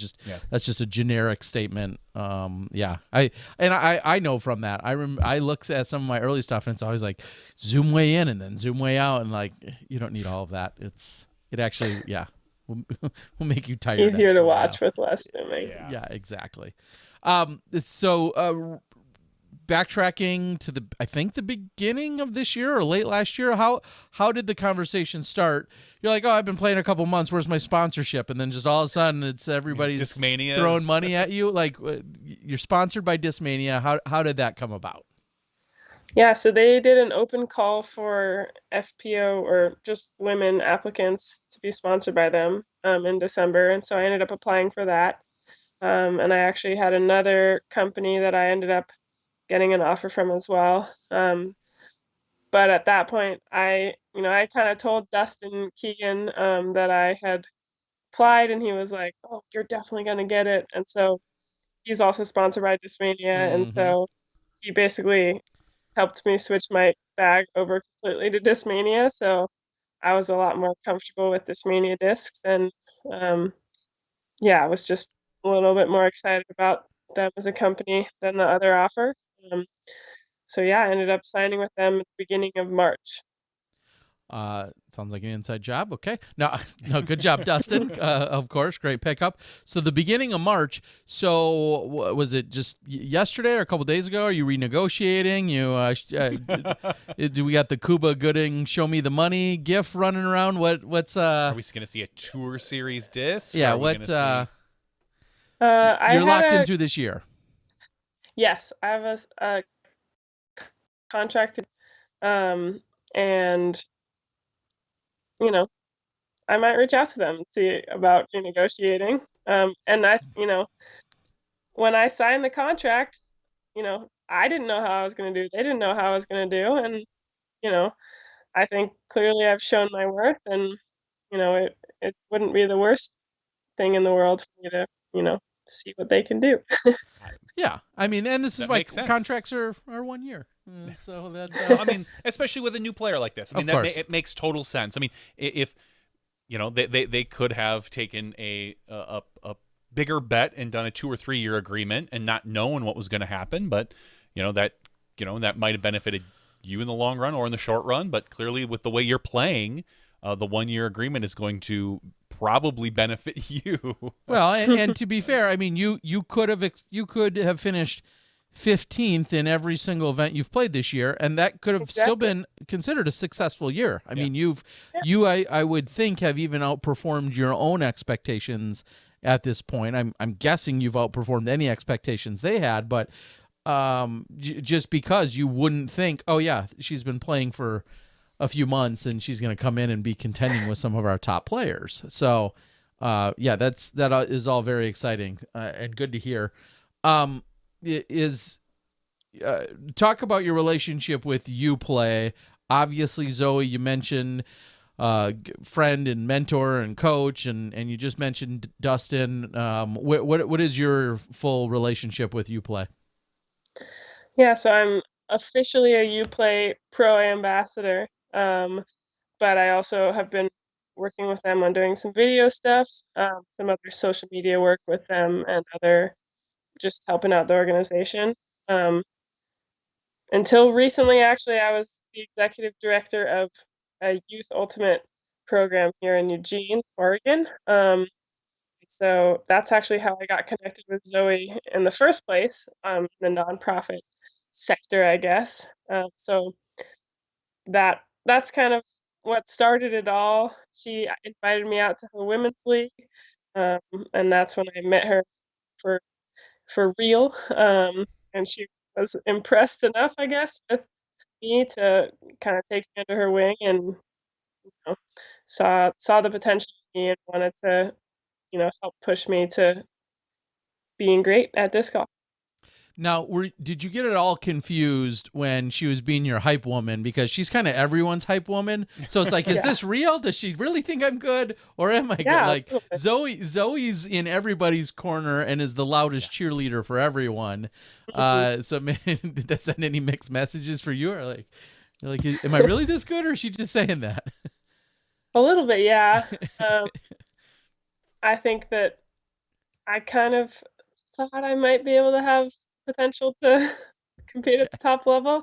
Awesome. I ended up actually playing around at Winthrop when I was filming there in the fall, and that's another thing that really helped me feel like I could compete. And I hadn't really played any other courses that I had seen other FPOs play, so having that context helped me see, like, oh, if I can get better at putting and more consistent, I can definitely compete at this event.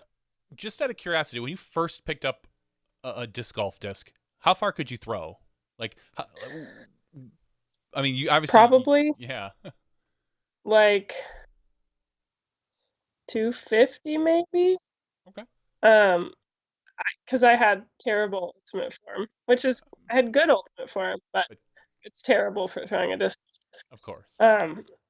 But once I sort of figured out that I could throw a disc golf disc like twice as far as I could throw an ultimate disc without really having good form, that hooked me and made me want to play more.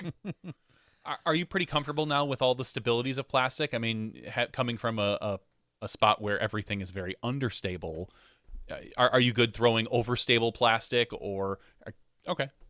She's shaking her head. Yes. It's like, I got this. Our audio. I got I mean, I have a pretty good variety of stuff in my bag, but I still really enjoy throwing hyzer flips, but definitely feel pretty comfortable throwing, more overstable stuff. If you were to go out to, and I know every course is a little bit different, but if somebody said, all right, this is an all one way or another round, as in you either had to throw all backhand or all forehand, what would be your, like, oh yeah, I'm going to go with this, and would it be the obvious choice? Probably backhand. Okay. I mean, my backhand is a lot more consistent. I think if it was like maybe a more technical course, I feel like I'm better at hitting gaps with my forehand. So I might want to do that. I've seen a lot of people do like challenges, like forehand only or roller only, but then they putt normally. I'm like, you guys got to try forehand putting. You can't just like get to 60 feet and then do a normal backhand putt. Well, we watched you this weekend approach a few times, little chip shots with a forehand, like 90 feet, 70 feet, something like that. And it was funny because in the commentary, we heard Elaine King she was worried. She's like, "Ew, I don't, you don't see that very often in our sport. A tiny, like just a little, unless someone's, I would say, in quote unquote, in trouble, you don't see someone drop down a 70-foot forehand, but it seemed to be pretty comfortable for you." Yeah, I mean, that's definitely something that translates well from Ultimate. It's just those little touchy shots, like hitting a small gap with, nose up, making sure it's not going too far, just kind of chipping it up to where it needs to be. Awesome. Do you feel like, I mean, you've talked about putting is probably the number one thing you want to focus on. Thankfully, I think putting's it's the easiest thing to practice. It's the easiest, yeah. One of the easier things these days to go out and practice. Like, you don't need a ton of space. You don't need a basket, although obviously that's the most gratifying. I mean, you could go find a tire or paint an X on a blanket or whatever. Is there anything else that's really of top concern for you right now, or is it just trying to get the putting dialed in? I think like when I'm in a good mental space, I'm pretty.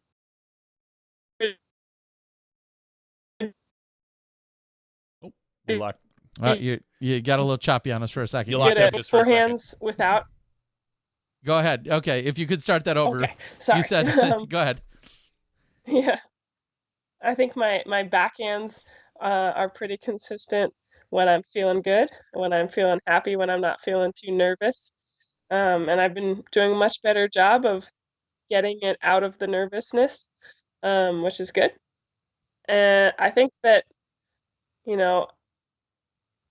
my backhands, yeah, it's mostly just like the approaches, I think. And I think I need to get more comfortable throwing forehands with a couple of different discs, because right now I feel really good about throwing forehands with like 3 discs, and sometimes I need a different disc for it, and then it's not that good. Okay. So, yeah, I think that's kind of where I want to improve on.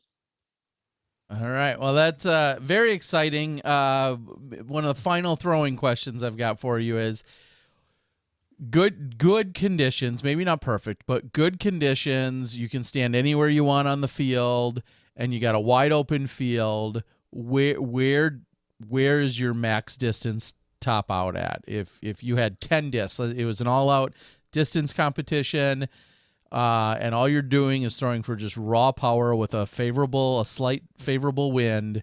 How far away is the Bushnell 850 tracking you in at? I think my furthest measured throw at Las Vegas when I did the distance competition was 468, maybe. Okay. And I feel like I've gotten a lot more consistent power since then. I think that like I could probably get 475 with 10 throws and a helpful wind. Okay. Well, then I do have a follow-up. Way to go. Do you care about going after Jen Allen's world distance record at any point? I mean, is that something you've even thought about? A little bit. I know that she has like trained specifically for distance. So I think that's not going to be my priority at first.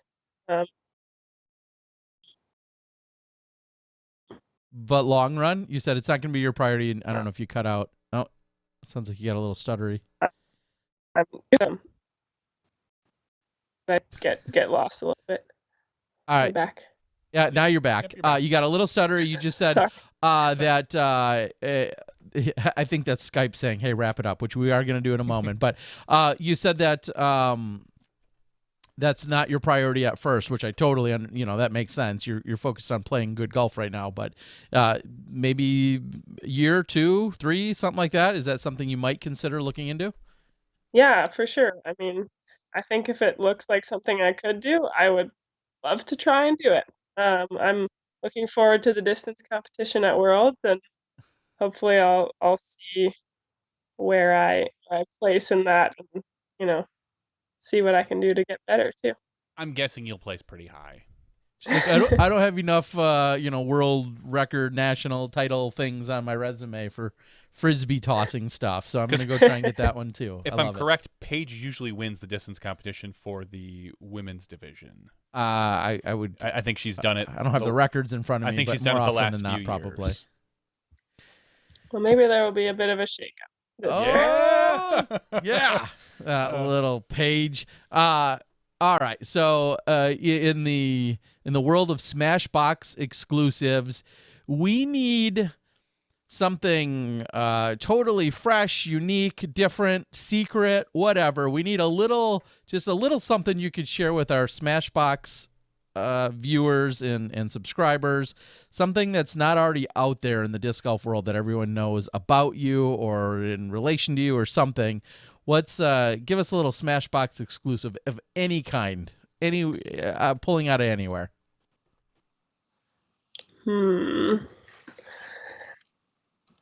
I would say that one thing that has helped me with putting is lining up my breathing with my putt. So like breathing in and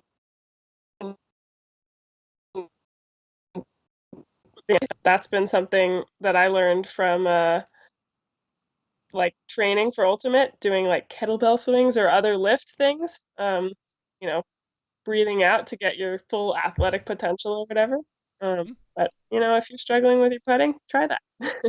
Okay. Breathe in on the pull and out on the push. All right. Not quite as juicy, but that's a good warm up for the next time we have you. We need something juicier next time. That's right. Okay. I know it's a lot to put you on the spot. All right. Well, Ella, it's been amazing. We are truly blessed that not only have you entered the sport, but you've the way you're shaking things up, and then also I know all of our listeners and us here, Johnny and I, really appreciate just learning more about you and getting the insight as to your rise, and then obviously your just whole integration of disc golf. And thank you for sharing all of that. We always love to give you then the floor for any shout-outs, special mentions, sponsors, accolades, how people can support you, social media handles. Go ahead and give that to the world. Yeah, you can follow me on Instagram at OneThrowElla. And then, shout out to my sponsors, Discmania, Upper Park, OTB, and VC Disc Golf. All great companies. Make great things, would recommend. Thanks you guys for having me on. Awesome. Well, thank you so much.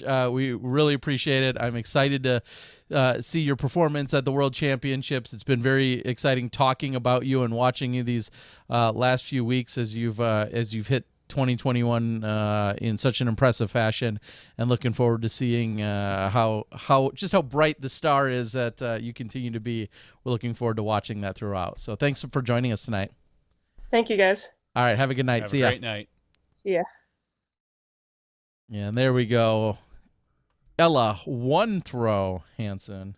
Do you feel like you have a better understanding of ultimate and her position in it? I know you during the broadcast you had kind of said handler. I think that's what it's called. And yeah, I mean, I purposely was not trying to overstep any perceived knowledge of ultimate, even though I did know what a handler and receiver and I do know a few ultimate things, but I also in any other time referencing ultimate, I'm always very careful, because I the last thing I need is a bunch of the ultimate converts to start screaming at me for how wrong I got one little detail. So I've tried to keep it somewhat generic, but yes, no surprise in the sense that her one throw Ella comes from her accuracy and power in the ultimate world, and awesome to see, and I know I kind of leaned on that a few times this weekend in talking about,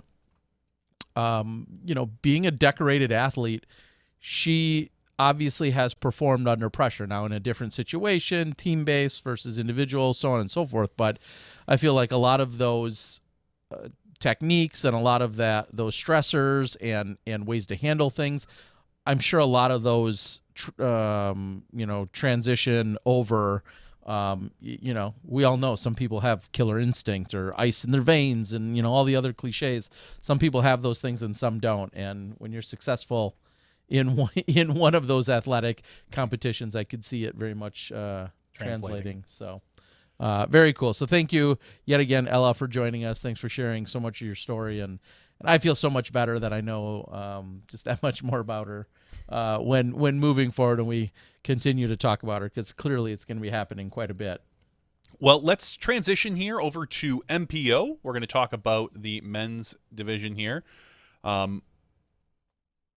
After 50 holes, Kevin Jones had this wrapped up. Yeah. There was nothing that was going to happen that was... that was awkward. So heartbreaking. Heartbreaking. Hole 15 kind of put a nail in Kevin Jones' coffin, unfortunately. He just missed.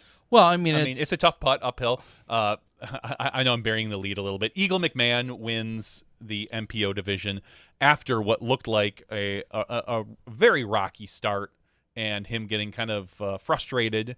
So he ends up winning by 1. Paul Macbeth makes a pretty solid comeback to take second place, tied with Ricky Wysocki.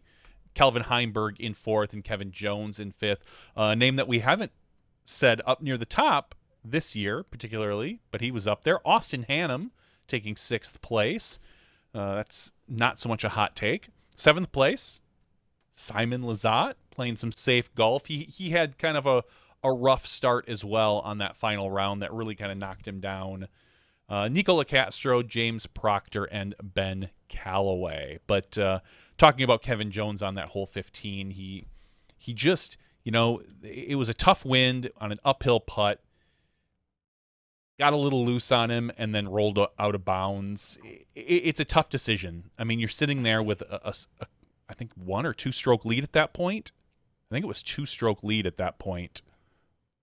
And it's hard to lay that up. Because you put that in, you're sealing the deal. There's nothing else at that point, for the most part, that's going to end your round. You're going to win that event.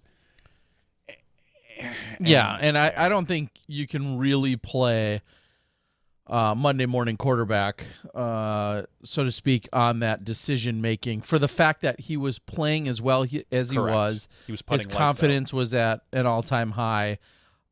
Hindsight, obviously 2020, we could all say, oh, that was that's what he could have done. Of course, that's what he could have done. But that, as you're just saying, that putt drops in, and it feels maybe like that tournament. At worst, he's gonna walk away with as a tie or something. Up. There's just I'm looking at the hole maps for 16, 17, and 18. And there's really not a lot of danger on those holes, which is why I say he probably had it wrapped up. I mean, 18, there is an OB that you can take. Or Miss Mando, or but Eagle could eagle it, and you might par correct. it. Yeah, of course. All of those things, woulda, coulda, shoulda. But I don't second guess Kevin for what he did, and I know he doesn't second guess himself. And we all know, like, that's also golf. I mean, because that thing not only just didn't have to roll or miss, but let's say it misses and it sits right down. He taps in and take a 3. Yeah, there's no big deal there. It's just, it was kind of one of those. You can't quite call it a tin cup moment. It was one of those moments where the worst possible outcome is what became. Did he make the wrong decision when he missed the putt to pick up and move over to the other spot?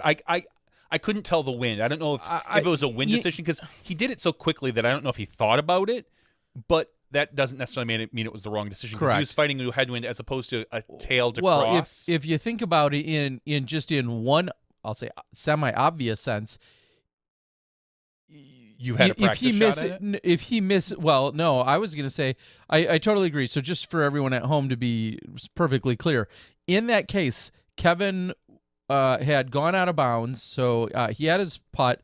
He went out of bounds. He has that option almost anytime you go out of bounds to either go from where you were last in bounds or go from where you last threw from. And Kevin could have rethrown from where he just missed his putt from. That is an option for him to do. Got a single bogey had you put that in. Yeah, so that was a possibility, and sometimes a player will remind another player, hey man, you can re-putt from that same spot, and that was an option. He went over and putted from where he went out of bounds, of course. Now, I couldn't tell the distance if it was any shorter or longer necessarily. The camera is tough because it looked a hair longer, but as someone in the board is saying, now he's putting away from OB. Bingo, and that's what I was just going to get at, is at least now, let's say when he does putt, assuming it doesn't hit and roll backwards, if he putts and it goes past the basket, he doesn't have a chance to go find OB on the other side. That would be the major advantage, and maybe it was a win thing, or maybe it was the spur of the moment, and he didn't think about any of that and just immediately walked over that. I don't think you're thinking that. I don't think you're thinking about, with as quickly as he picked up, I don't believe he thought about the placement of the OB, because from that distance, you're hitting basket. Yeah. Those players, every one of them is hitting basket. Now, it just depends if it's going to get, because from where he was, he could hit the basket and it could roll back right back to him out of bounds, versus where he was, it could do the exact same thing. I don't think he thought about the out of bounds. Yeah, Dan Harbeck's calling for the video, Johnny. I don't have it. I don't even know if I could pull that up, actually. I'm sure I could dig it up somewhere on YouTube. I don't have it. I didn't even know who. Just when I thought 353 was gonna be a solid episode. I didn't find out who our guest was until I. What does Kevin have? Kevin's rolled away on 15 doesn't matter. Oh, you're right. No, I would never had it. But I'm just saying I didn't have it, or I would have had Ella highlights tonight. But I didn't find out who the guest was until you got here. So. Anyway, no, unfortunately, we don't have it handy, Dan. But so clearly heartbreaking. Yeah, I'm clear. Nobody's taking away anything from Eagle, but one of the biggest stories of the whole weekend was hole 15. Then, mm-hmm. I mean, obviously that's what then opened the door for Eagle and Calvin and Ricky Macbeth and Ricky to all be back into the conversation. Like, there's all that big storyline, but it feels like.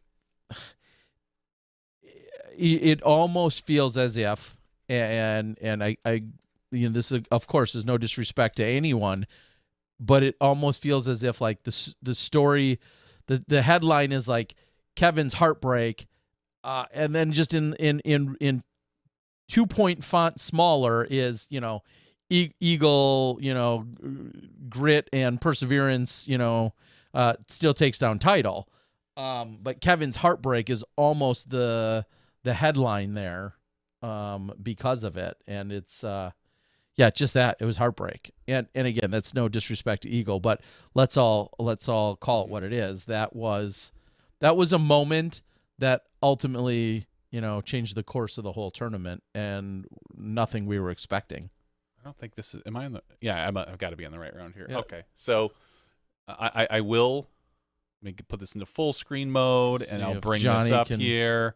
So this is Kevin's first putt right here.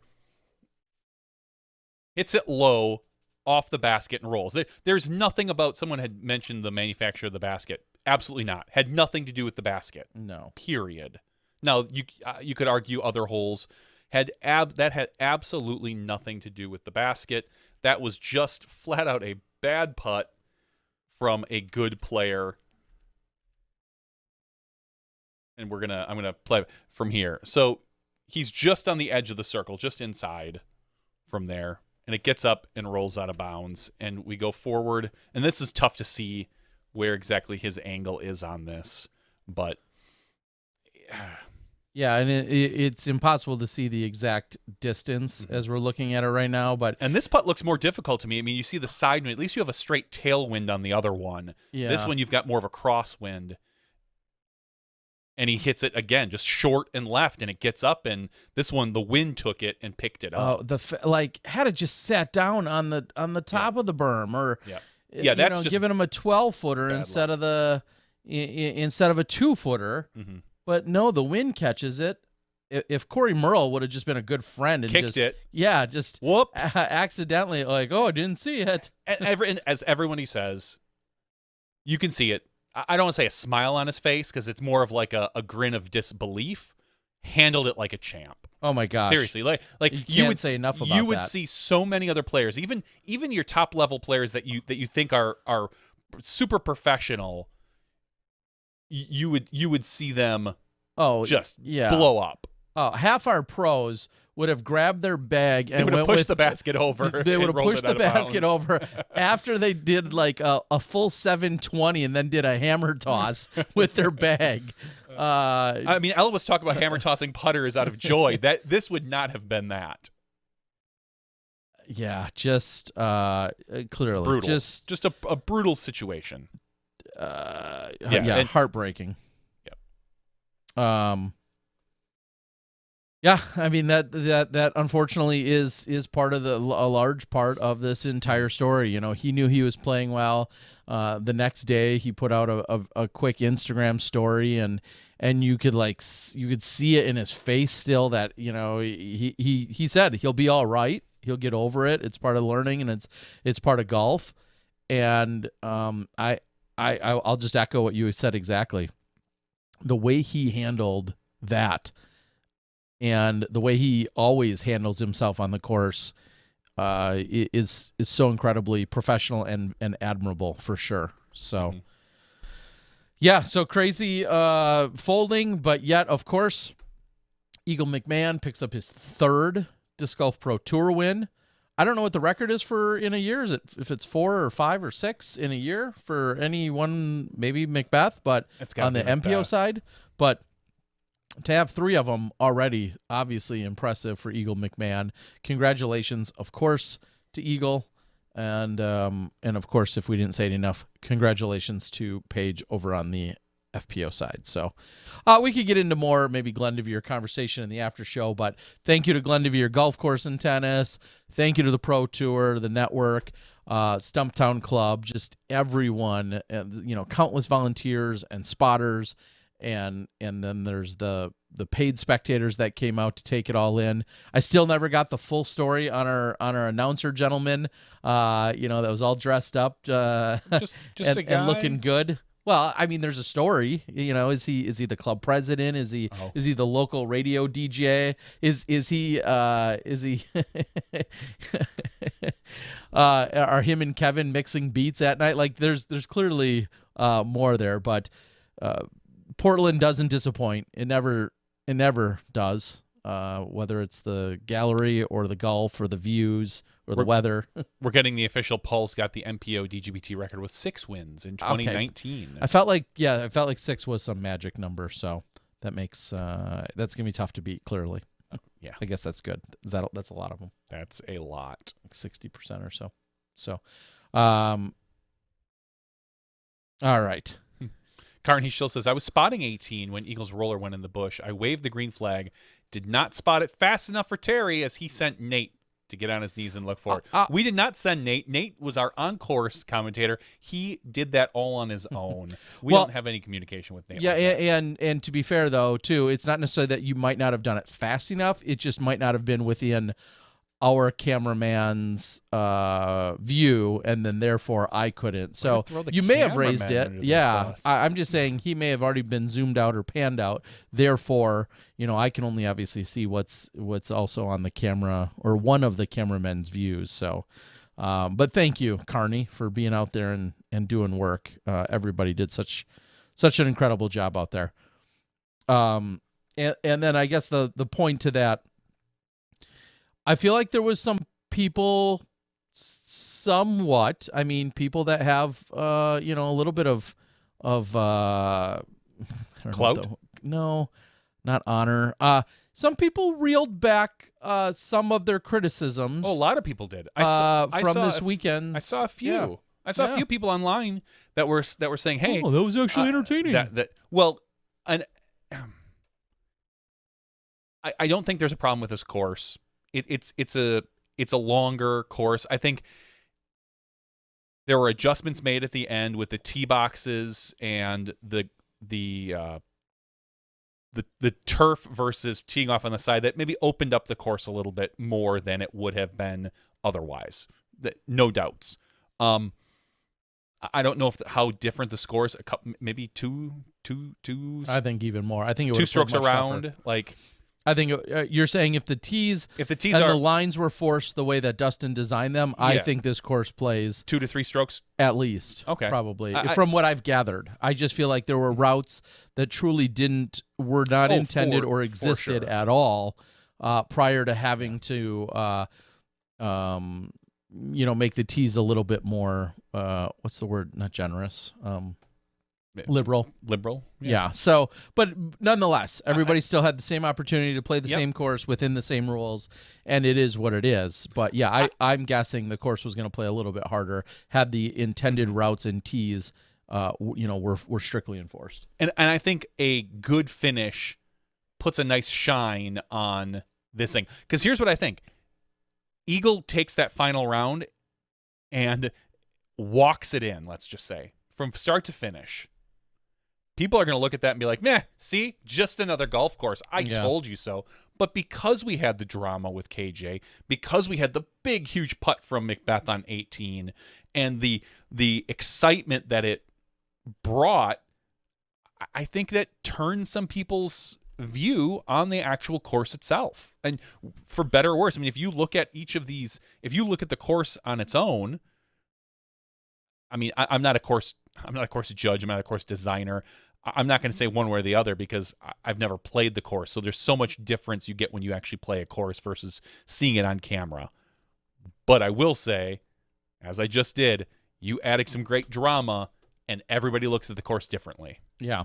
Well, watching KJ put the birdies together the way he did and obviously played very well in round 2, all of that made it just incredibly exciting. And it's also fair to say there wasn't any, flukiness. We didn't have, a 970 rated player taking second and shooting, 20 strokes above their rating each day or anything crazy like that. So I get it. We understand. We don't need to beat to death the golf course, but I will leave you with the thoughts from the design perspective or the venue perspective that, as Jeff Spring and others have said, it was essentially this property or no tournament. And I think that got very lost and maybe wasn't a clear enough message, because even when I got on a little soapbox rant for a moment on Instagram last week, and people are like, I just don't know why they didn't go to this course or that.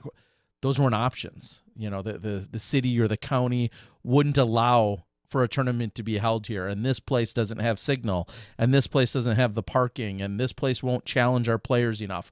Like, to think that the decision and the thought process wasn't long and grueling would be ignorant on your part. So yes, I feel like they exhausted a ton of efforts and options and possibilities, and although Glendevere was a golf course, they still rolled out the red carpet, and they were able to still, host us the way they did.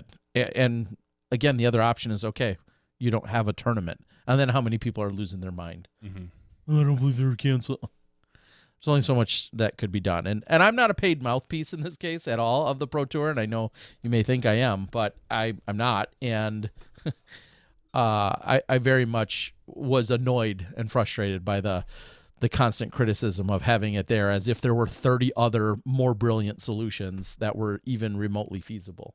So it worked. The last thing I'll say with regard to the tees, from what I had heard, it sounded like a lot of the tee challenge was the fact that the turf, the grass on it, was just a little bit too tall. And I think, and I don't know if that's what led to the, so to speak, sponginess.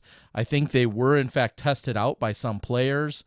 And then I don't know if it was purely an installation thing. I know that the Pro Tour had worked with a local company to try and get them installed as best as possible. But I also had heard that the actual sizing of the turf, the length of the turf, was just a little bit too tall. The girth of the turf. Girth of the turf, and why I wasn't out there with a scissors, I don't know, but maybe Brody Smith could get his Manscaped 3.0 advertisement and go out there and he could have trimmed them. I don't know. But I as much as it did change the course layout, the next best solution then, instead of making people tee from those if they weren't ideal, which you still saw people use them, but was to tee off to the sides, and that was the fairest, most practical solution. So I don't know. A lot of people making a lot of noise, hubbub, as all the kids don't say. A lot of hubbub in either underinformed and or making more out of what we needed to. So that's all I got for that. And that is a summary of the Portland Open. Yeah. Congratulations. I didn't get wet. I'm happy. Paige Pierce and Eagle McMahon. We didn't really talk too much about FPO. Paige won. Kat took second. Ella took third. Yeah, it was a great battle. It was. And Paige has got 4 in a row. And no, she's washed up. Everybody has said it for like the past. She's washed up like a broken surfboard in Hawaii. Yep. I just made that up. But yeah, no, clearly she's driven, she's focused. Yeah. And she's already in Ogden, Utah. She's already practicing. So, and according to her post earlier today, she's 12% short on her documentary on the Indiegogo. So, of course, we invite you to go out and support that. All right, we're going to close up the regular show so we can talk about some silliness that might be still golf related or not in the after show. Like a diamond hands holding out for the Doge. Maybe not. What? No, all right, guys. Big shout out. Thank you, Jay Yeti Redding. We know Jay and Des often tune in and actually follow us to Yahoo's weekly, and the fact that he can jump on and share all of the Hall of Fame insights. We really appreciate that, and we'll continue to archive and catalog and document these historic people that have done so much to pioneer our sport. We appreciate it, and all the successes that they've had that have impacted all of us directly or indirectly, especially as you saw with the international contingency from this year's class. So thank you so much to Jay. Thank you, of course, to One Throw, Ella Hansen, for giving us a little more insight into her backstory. And as we said, the future is so incredibly bright for her, and Disc Golf Network, Disc Golf Pro Tour, all of the channels. We're all excited to see where that goes. She's going to continue to be a star. For Johnny V and myself, Terry Miller, the Disc Golf Guy, this has been podcast 353. We'll see you in the after show when you step inside the Smash Box. Thank you to our $2 and above patrons. Your name is listed below in the credits. If you are interested in being listed as a producer in the Smashbox TV credits and supporting this and other fine podcasts, please visit patreon.com/SmashboxTV.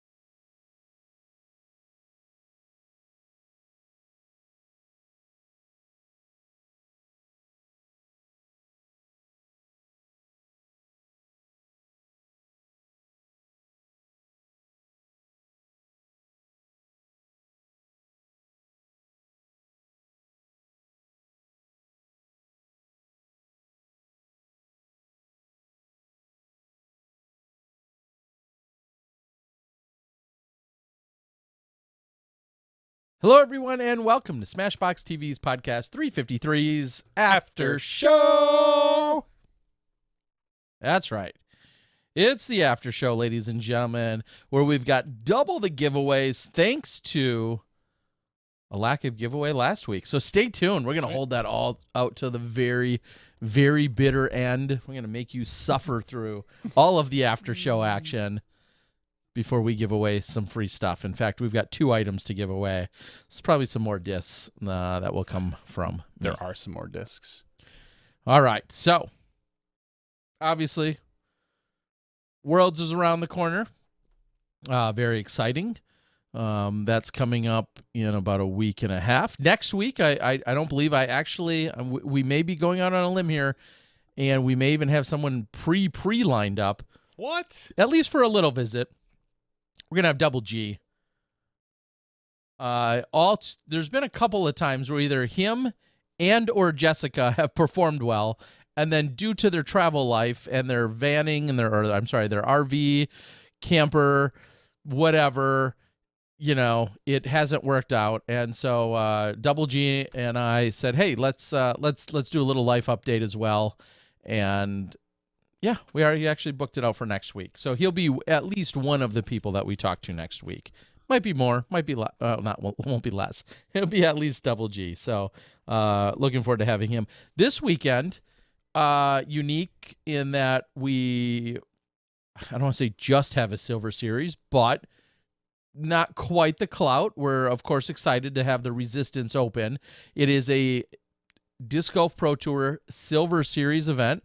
Any points earned there, I think they earn 25% of the points that you would earn at a regular Disc Golf Pro Tour event. So we have some superstars lined up for playing in that, but the field not quite as deep or as heavy maybe as what we would see at a typical Pro Tour event. Some of our other contenders are either in Ogden or resting up and getting ready for this upcoming to be honest, Worlds. I'm going to make this a little... You're going to say something dumb? No, make this a little bit about myself. Uh-oh. There were some people asking, like, hey, how come you don't have, you should have the Resistance Open on Skip Ace because it's a Silver Series event and this and that. And I was like, yeah, I could. But I also know that some of the players that are registered may not even show up. They might just be dropping out and going to Ogden. I know there's been some questions about a few of them, whether or not they're actually going to play or whether they're just going to go practice for Worlds. So I did take that into account as well, which is why I didn't make it. So just be aware that the field, even if the field looks good now, it might not look great later. Might not be quite the same. It might not even be as good as it is.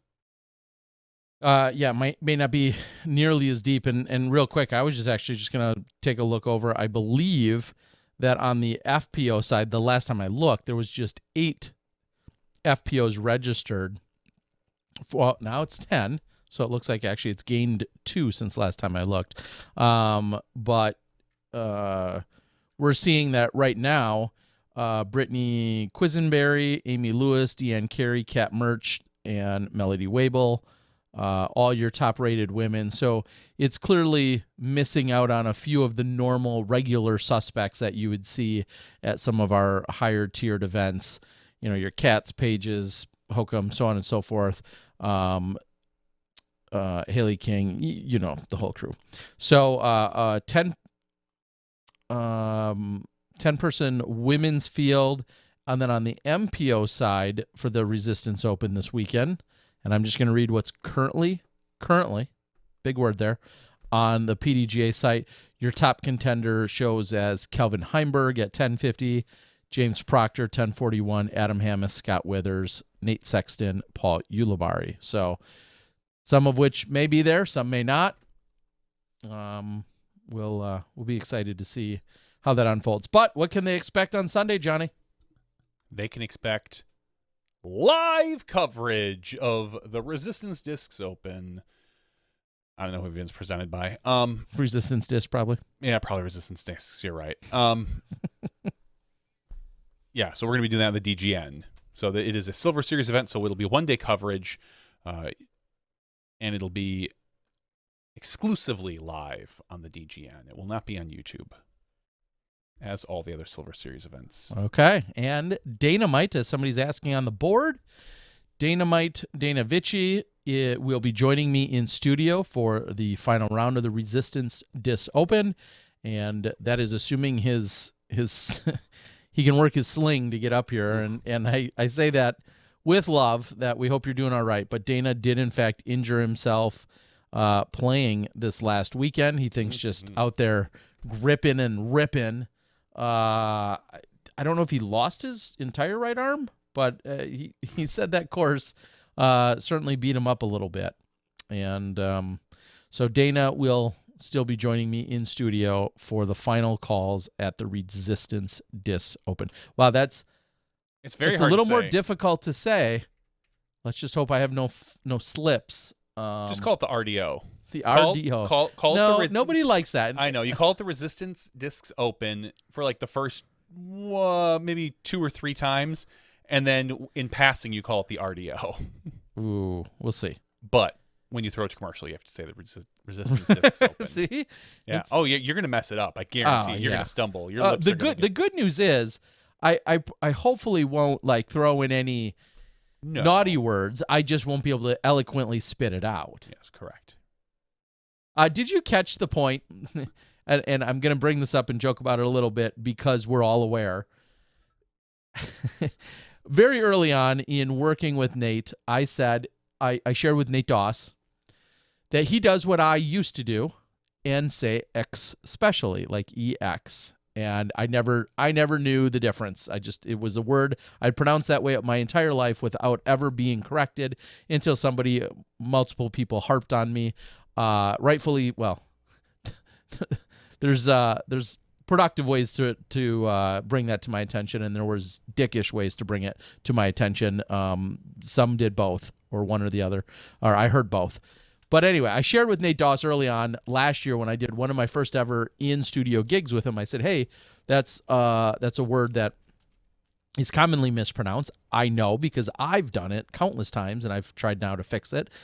And so he's very aware that he says X specially. Mm-hmm. He did give a little wink when he. So the second we opened this weekend, and the first time we threw to him, and we went to him after the chase card teed off, and he was doing our on-course check-ins, he said it. And the reason why he winked, that wasn't intentional. The saying it wasn't intentional, but he caught himself, and he immediately thought, oh, I just said it. So then he winked. But he said it properly, right? No. Oh, no? No. He said especially, and then he caught himself. He's like, damn it.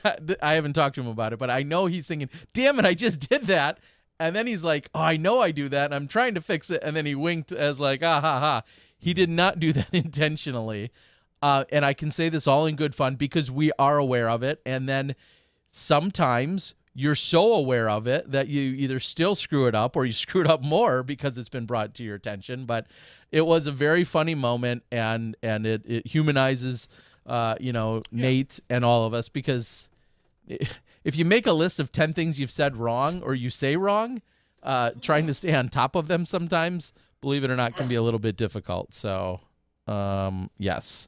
It was a very funny moment because he caught himself and then winked because he realized he did it right as he opened the show with his first line. Nice. But I thought he did very well on the ground. He did phenomenal, and that's why I don't mind bringing up this little instance. I think more than just him doing well on the sideline, he thoroughly enjoys it, folks. Like, he really loves giving those insights, and I thought his insights were spot on throughout the day and the weekend, so it was really cool to see. All right, let's I'm gonna also read a few details from the board. Daniel wants to ask me something. I don't got anything for you there, buddy, but you can go ahead and ask me a question if you want. Especially is an easy word. Try saying hold.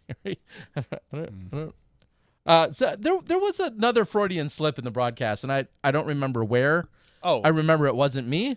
But there was at least one that come to mind immediately, and one was very early on. Well, I mean, there were two funny things said by Elaine King. One of which was Haley King taking off her jacket on and off, and Elaine King basically saying something like, "Oh, Haley doesn't like to wear clothes," yeah. Which, haha, funny. Glad it was said by Elaine King, and not by one of our male broadcasters, because it makes it easier and more palatable all around when that happens.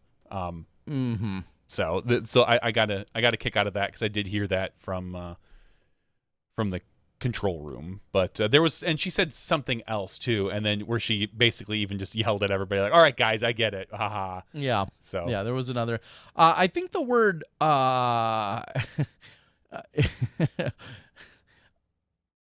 don't remember. I don't even want to guess. There was another word that accidentally got slipped out at one point that definitely was not the intended word, and it was quiet and smooth enough that it got quickly smoothed over, but even I caught it, and I, of course, chuckled to myself because it all happens.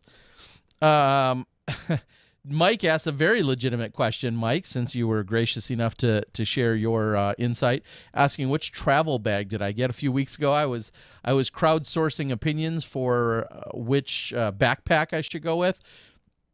A gentleman named Chris out of Texas said, "Hey, man, I got you. I'm going to send you a bag. It has the tiniest Dell logo on it. Not Adele, but Dell." Even though rolling in the deep, I would have taken been pretty Adele. great. An Adele one. Hello from the other side. I would have taken that. No, it's Dell Computers logo. The only update I can give is I have it 3/4 full of stuff right now, and I've yet to take it on a trip to give it the full experience, but so far so good. So Chris, I appreciate that if you're listening. So far so good. So I didn't have to buy one. He insisted that I try this, and he said if you don't like it, feel free to give it away to someone else. So I'm going to take it on its first trip here for Worlds, and then I'll be able to give the full report. And nobody loves free like this guy. I'm all about the F word. Jay Tyra says Elaine's mic was loud though, and how many times did Philo say KJ USA? I couldn't get over how brutal some in the chat were about the announcers. Yeah, I mean, that's the chat. Yeah. I wish, part of me wishes I could still sit in there, and part of me is glad that I can't. So you must be talking about the final day. So we've got in that studio, we have 3 mics, 2 of which they pick up noise very easily. One of which is a little bit quieter. The third one is much quieter. The third one is much quieter. It requires much more gain. Well, I think it was days 1 and 2. We had Elaine on the quieter mic, and we had it literally jacked up to the top. Couldn't turn it up anymore. So day 3, Terry and I are sitting in there, and I said, "Hey, let's switch mics. Let's have Philo, who's naturally louder sometimes. Should have given it to Terry. Now that I think about it, let's give him that mic because it also picks up bass a little bit better, and Philo's voice is very deep. Let's give Elaine the quieter mic." And we do the test, and everyone tests out. But inevitably, as with any test, the test is never the same as the broadcast. Everybody's voice changes. So Philo, sometimes he gets excited, but then sometimes he gets real quiet and deep, and he kind of talks real low and slower. And he has a great radio voice. But then sometimes when he laughs boisterously, and it's like, wow. So there's it's hard to do. And then Elaine, when she wasn't wearing the mic backwards on one day, it was really quiet one day, and I came in, I'm like, oh yeah, you have to turn it this way, and we got it working. That was day 1, I think. But same thing with Elaine, like quiet at times, loud at other times. We pushed it up, and then what I did is I did notice it was too loud, so I pushed it down on my side. I compressed it a little bit, and I felt like it was a much more even volume towards I'd say the last 3/4 of the final round. So anyway, it's tech stuff, it's hard. Audio's hard. Yeah, and just as you're saying, maybe more than anything, when you're dealing with 2 or 3 very distinctly different sounds, cadence, volumes, excitement levels, like they can be all over the board. And then as so many of you can probably tell, even just backing away from a microphone at a certain distance and headsets, and you're wearing the headset the exact same way for 6 holes, but then you make a slight adjustment to it because it is irritating your ear, and it might sound totally different for 3 holes. Or as what a lot of you guys do, because you talk so much, you'll pull it away so you can take a drink, and then you don't necessarily put it back in the same spot. Exactly. So there's some of those challenges, or it's maybe irritating you at all, and you play with the headset just a lot, and some of those noises get picked up. And none of these are excuses. They're, as always, they're just kind of a little behind the scenes as to what's happening. And as we continue to hopefully just get things dialed in more and more, those are all things that are, that's what's taking place. And I see it all. I see all of a sudden you look over and it's like, wait, your microphone was in a totally different spot 5 minutes ago. Let's move it on you. And then all of a sudden the control room's like, whoa, why are they so loud? And, there's just all these adjustments that have to take place. And we all know audio, well, you don't know. Audio is so much tougher than you realize. And I know everyone that's in the know will tell you that. It's a challenge. Just like I don't know if it's a mic or if it's a live view that we have out there that just goes and it just like it's getting static shocked. That's what it kind of sounds 100%. Like. And we're actually, do we know where that's coming from? Can we kill that machine or person, or what do we need to do? I would love to. Actually, we're working with Sam on trying to track that down, because we can't tell. We're trying to track it down, and I made a couple not notes, but I made note of it when it was happening. I was like, hey, audible note that it just happened, because we don't know if it's coming through on the recordings. Because it's hard to track down, because there's so many different spots where it comes through. Is it from the camera? Is it from the live view? Is it from the transmission? Is it in the studio? There are different places where it's happening, and it's the external mic. Is it an XLR cable? We're still working on tracking it down. So hopefully, Sam and Evan and those guys, the cameramen who are sometimes out on the board here. That they, again, hopefully they're going to be able to track it, because it's on two different cameras. Actually, okay. And I was just going to say, it's not like it's a personnel or a personal problem. No, it's clearly some weird technical thing, and you're just sitting there, and it literally, it sounds like it's a mix between like a bug zapper going off and like somebody and a machine getting a static shock, where it's just like a little. And then it's just like, what is that? Stop. Yeah. And sometimes it's really loud, and sometimes it's not, because I've had to like wow, because I have everything pumped into my ears. So that little shock thing is killer when you're listening at full volume. I believe that, because I've done the same thing. Ray asks, will we be moving Smashbox to the new DGN studio, or sticking with the basement? Probably sticking mostly with the basement. We might visit, depending on the studio. We might visit there once in a while for the podcast. So, but for now, probably just sticking with the basement. It depends what we want to do. If we have like a guest, or if now we have access to a studio and there's an event nearby where we can bring somebody in, the studio could be fantastic for something like that. So, all right. Tim says, much more fun to ramble on with Ray in Discord. You guys, yes, the Tim and Ray show. Yeah, do your chatting over there. Spock says, Elaine was great. Philo was good too, but a little dominating of the mic time. As we all know, I feel like there is a dynamic that happens with every single combo of announcers. Some might talk a little more, some might talk less. The combo may talk less or more as a combo, or whatever the situation might be. Some of that will certainly always have to do a little bit with chemistry too.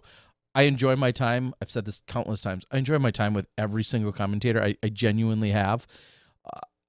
I've also worked maybe more frequently with some more than others. I've worked with Nate and Val now much more than I've worked with Philo. I think Philo and I have done maybe one or two post-productions together, and that's the first time we'd ever been live. Elaine, on the other hand, she's never been live ever before for commentary, and she's been on some post-productions. I know I did one with her a few years ago. I don't know if she's been on a lot of others since then, but there's a learning curve, there's a flow, there's chemistry, there's so many of those things, and I think what's been really fun about this year is the Disc Golf Network is intentionally putting together these combos and these teams, because there's no permanent structure that's going to be a given no matter what. I mean, let's be real. And if COVID hasn't proven that already, somebody could be sick, somebody could be unavailable, somebody could have a wedding or be someplace. And so no matter how solid your teams are, you always have to have a backup or a secondary either team or person or combo ready to go. And right now, I think this year has been a lot of let's play with these combos, and you may have your favorites, but just know they may or may not be together on any given weekend. So that's very much what I feel like is unfolding this year, and why you're seeing a number of people get mixed up within various groups. So it will continue that way. I'll just tell you that right now. And then maybe we'll start to settle on more regular teams for sure. Dan says, T-Dog is the man. Oh, Dan, thanks, man. Also a leader in commentating live. I said it. Well, appreciate that. As someone, I think, also said on here, Daniel says, I did a great job of steering the ship. I think that's something that we have to continue to also develop is everyone's defined roles as best as we can. And sometimes we will, I don't want to say overstep, we'll bleed into each other's roles, and we have to decide if we're comfortable with that or not. There were times where Philo and Elaine were calling the plays, and I'm personally okay with that, but I don't know if from a strategic standpoint, if there's an objective, evaluator out there saying, hey, no, we want one person doing color and one person doing play-by-play. I mean, we certainly let those roles kind of interchange and bleed throughout the weekend. And I think it just comes down to preference, within Disc Golf Network. Will somebody from the network, will Jeff Springs say, hey, shut up, let, so-and-so do it or not? I mean, those are all things that I feel like we're just continuing to work through. I'm just going to say it again and again and again. Everyone's missing the boat. No one's bringing in Robert McCall. I agree. I know you do. I love me some Robert. I love me some Robert. No, I love him more. I don't think it's possible. Wrong. So. Cody says, your OCD wants me to fix my headsets. Cody, are you talking about the ones I'm wearing right now? The ones that... The one where the earphone is not even attached, and I have to, look at that. It's not even on there, really, because these are falling apart. So, dang it. That's what I get for showing off that you're showing off how broke we are. How broke your headphones are. You too could be a Patreon subscriber to help me get me some new headphones so I don't look all Patreon.com/SmashBoxTV. All right. The live chat, we don't have to go too far into that, but on the final day when it's on YouTube, live chat is there. I don't know if there's a moderator out there or not. If there's not, we need them. I would hope that we continue to get them because they're definitely needed. There was a comment from Philo about something. About women being, something on top. And Elaine said, not if you said it that way. That might have been one of the other comments that was out there. Someone had said that they were really glad this was one of the weeks where live coverage captures the excitement because from the two different cards with Calvin and Paul. And then I actually went back and watched just a touch of Jomez. They actually did. I don't know if it was on other holes, but at least on hole 18, they did a chase card check-in where they showed the shots from this chase card on their on their lead card coverage. I thought that was kind of interesting for a couple perspectives. From a media perspective, in that I don't know what the protocol is on that if for second card, because I mean everyone has a designated card. Can second card do check-ins on lead card? Is that okay? I don't know if they I'm sure I'm hoping there's some sort of agreement, but in general, they were able to check in on the players at the end, but even then you don't get a lot of the drama that you do with the build up with live, which is, and this event I think really highlighted that quite well with how Mo directed it or produced the show, and just the cameraman being able to get the angles and the reaction shots that we pumped for a lot of the players. You got to see Eagle take a lot of his frustration out early in the round, and you get the typical Simon kind of just throwing his hands up and with a wry smile. Kevin Jones keeping his cool and some of the hardest parts. Ricky missing a what feels like a gimme putt for him, just walking up and throwing it relatively quickly. Mm-hmm. He makes that probably 8 out of 10 times, and we caught one of the ones where he doesn't. And so, I love Post. I do. And obviously, I love live. Jonas got the footage from Small Bore Outlaw. That could be the funniest thing Tim has ever said. But you're right. Like, I don't know how. And obviously, I didn't go back and watch anyone's post production. I can't imagine doing that personally now, being in the position I was this weekend. I only watched I watched that a little bit because I wanted to see how it was, because someone had said how they did check. And I'm like, really? That's awesome. Sure. Because we've always said that. That's the way that post-production gets better, is being able to tell more of a complete story. And then I watched like the first 15 minutes or 10 minutes probably of the FPO 2 because I wanted to see the new crew and what they were bringing, because I'm always interested to see someone else's perspective, whether it's graphics or music or style, anything. And it was Okay, well, I don't know how you could ever truly capture those emotions. I mean, I get it. You stay off social media and you truly have not watched 1 minute of coverage, and then all of a sudden you pull it up, and I'm guessing that you can find what you would still be intrigued, but to see us live, be able to cut into Macbeth and Vinny for a ton of significant shots to just help really tell that whole story of what's really happening there. I think that would just be so hard to duplicate in post-production fashion. Mm-hmm. Will Nate and Val be flying into the new studio location? Will they commentate from somewhere else remote? Anytime they're doing commentary, booth commentary, it'll mostly be from Ben. There might be one or maybe two rare instances, but the fact that they have a full studio with all the lights, the backdrop, the cameras, the computers, the audio hardware, they have everything in Bevel as a full and complete studio. It would maybe be weird for both of them to go travel elsewhere to go do it somewhere else. I'm not saying it's never going to happen. It can, and it might, but if so, it'll be a rare instance. I think one of them is scheduled to come into the studio later in the year. Exactly. But I don't know for sure. That schedule is always, it's a living document, as we like to say. Yeah. It can change. A living document that's going to kill me. It might. Or I'll kill it. Very, very well. Are higher budget broadcasts able to mitigate these issues with more expensive mics?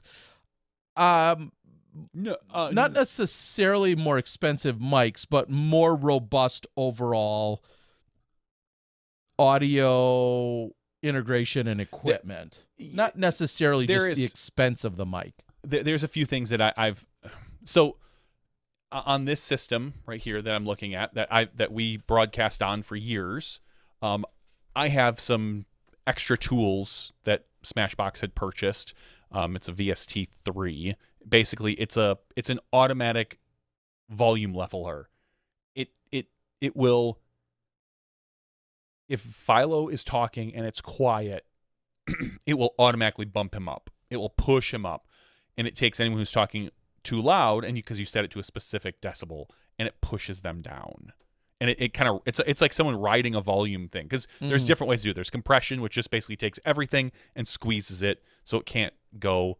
It can bring some of the lows up, it brings some of the highs down. This is a little different in that it's almost like an AI constantly riding a meter within a certain decibel level. And that's something I've been meaning to get onto the Disc Golf Pro Tours things. I just haven't had a chance to sit with Mo because he's got the DGPT credit card to buy the plugin that is required for something like that. I had it here, which is why I think that some of the audio, I don't want to say it sounded better, but it was more level when it was here. There are still things that I've not even had time to implement. I spent yesterday at the studio for 3 hours just literally upgrading computer BIOSes, video card V-flashing, just NVIDIA drivers, like just going through and updating the computers to make sure that they're all up to date so that we have the newest and best features. And there were some updates to vMix that have to happen yet, and that's like my Monday nights usually, is going to the studio and just doing that little stuff. So there are other things that we can use. So yeah, that's kind of it. Okay, I'm going to continue to reading a few more that have come in. I like the detailed insight the commentator brings from Australia. It can feel like we were there too. Good to hear. That means somebody's doing something right. I like watching live, but I also love watching the post when it comes out just for another perspective.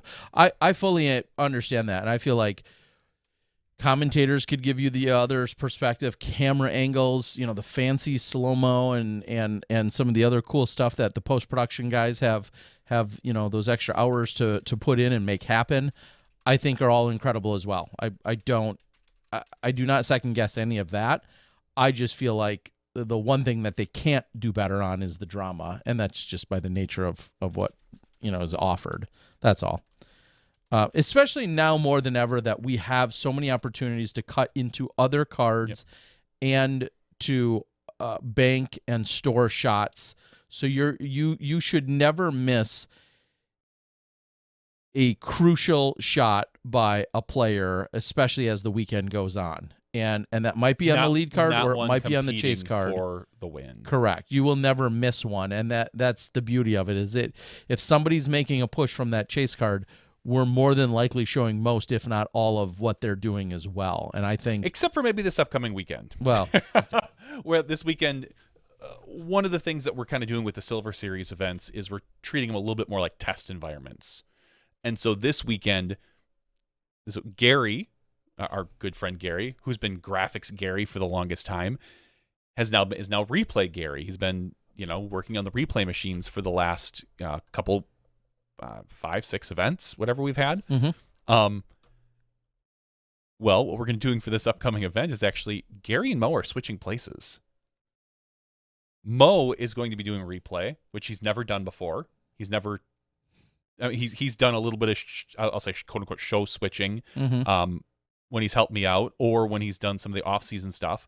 And Gary's going to be the producer because they want to make sure that everybody kind of has a backup. Mm-hmm. So that's what they're going to be doing with this. And it's not going to drastically affect the show because they've got me as a nice backup. I'm going to still do all the switching, and I've got a replay running myself in case I need to get it.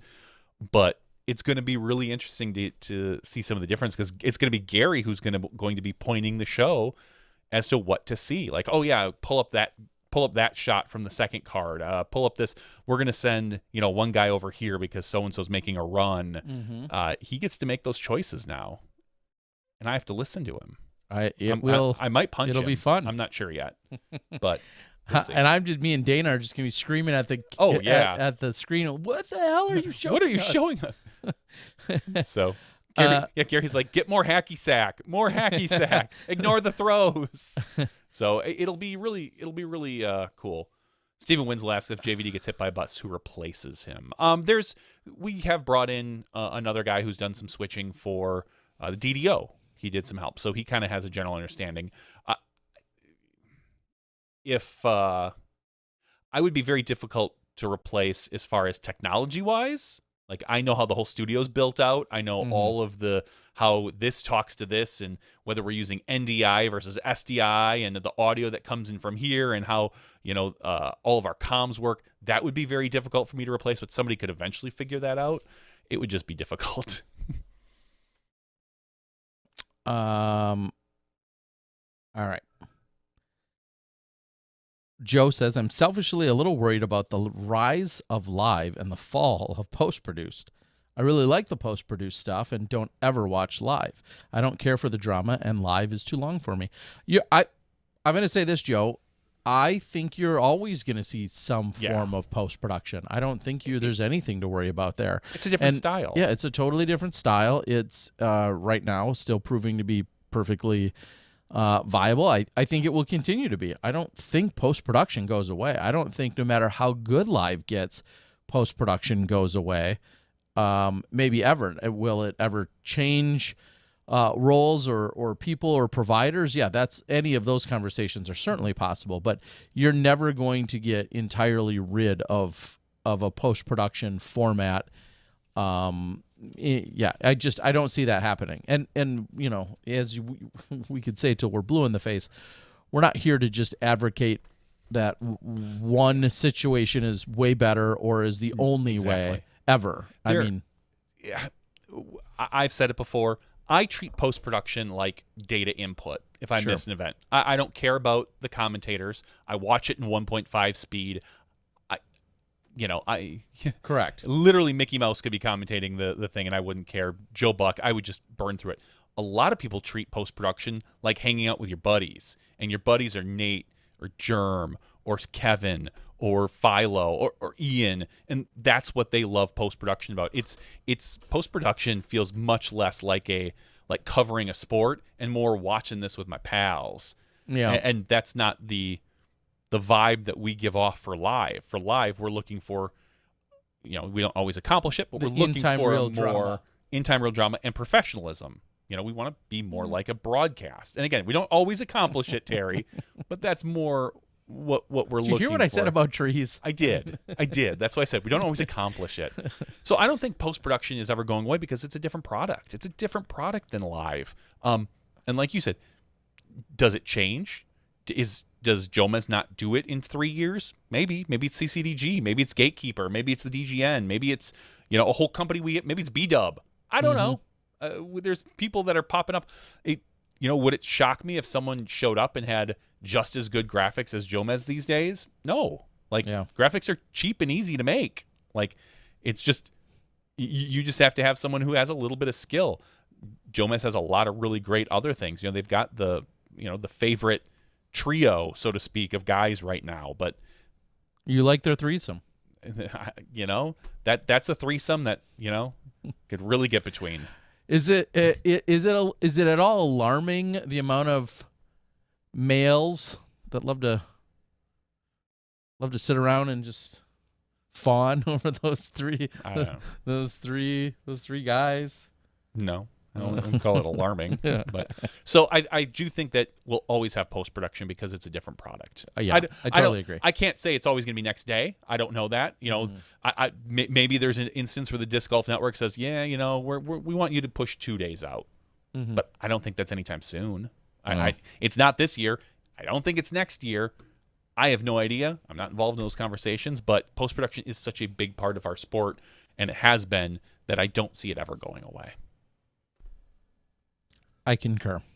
Good. And I'll keep making some post-production, too. Yeah. Whenever I'm not doing live. We'll find a way to do more post. Well, and that's just it. Even if the Disc Golf Network suddenly said, hey, guys, post-production, you're gone for all the DGN events. That's all of 20 events a year? Sure. Maybe 30. We'll see. How many events does the PDGA have every year? 1,200 or something? Probably going to be like 3,500 or 4,000 this year. Okay, so 35. There's a lot of events where the post-production guys would go to. So sure. Post-production will never go away. Speaking of the PDGA, I think we have 8 candidates that are out there for PDGA Board of Directors.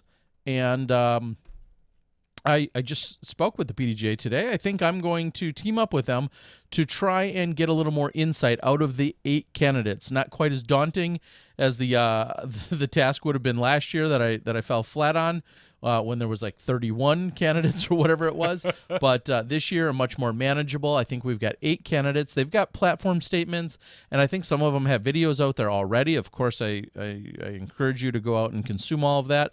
I believe the voting is going to end on July 31st, so we're going to have some time yet. But I will be working with any and all of the 8 candidates that can schedule a time with me. I think there's going to be a predetermined set of questions. I'll work through those with them. Really excited to do so.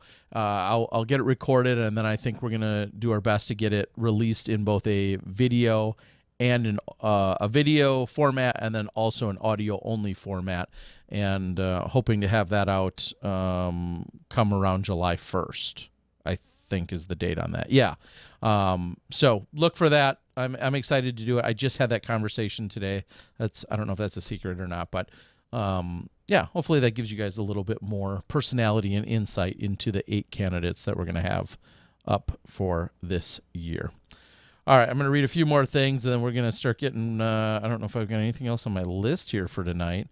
I talked about, congratulations, quick shout out up in northern Wisconsin this last weekend. The Sandy Point Team Invitational went down, event Johnny and I are very familiar with. Just truly a staple in Wisconsin disc golf. We've been each on. We've each teams. captained winning teams, champion teams, at one time or another. So, congratulations, Team Valet, who comes out of Minnesota. It's a Minnesota-based team, even though their FPO player is a rock star, superstar, Jennifer Sawyer out of Michigan. She comes over from Michigan. And there's some regionality to the teams, but it's not exclusive. Wes Warren, thank you so much for the super generous super chat. Thank you. So Team Valet, again, a Minnesota-based team, took it down this weekend. Over Matt the Stat Parker's team. That is the team I've captained before, the Alliance. So the two of those went into the finals, and ultimately Minnesota's Team Valet are the champions. So huge honor and a hard-fought battle, as any championship team is up there. So congratulations to them, and congratulations to Sandy Point for putting on another successful event. And well, Johnny and I very dearly miss being any part of that event as competitors or captains or being up there at all. So congratulations to the Team Valet.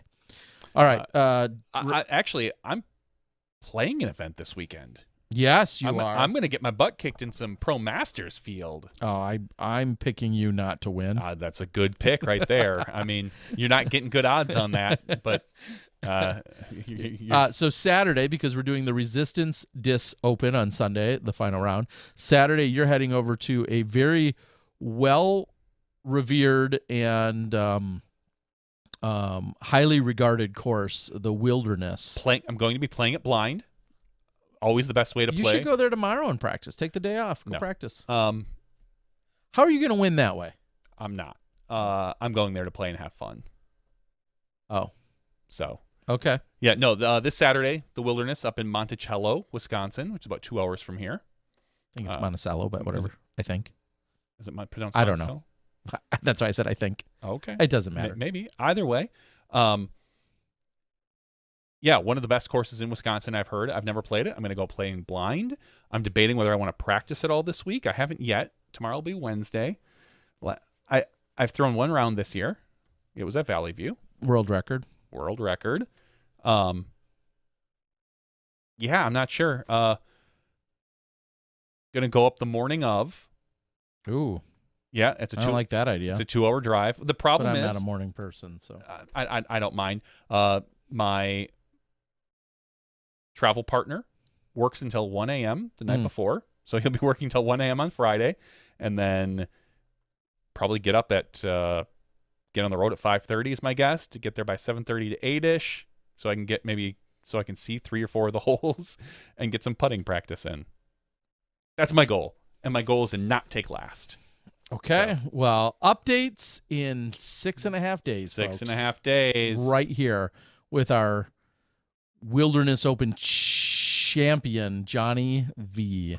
That would be pretty awesome. Oh my gosh. That would be awesome if you beat all those other. Only because I would rub it into our best friend, yes. or Steve's face that I play once a millennia.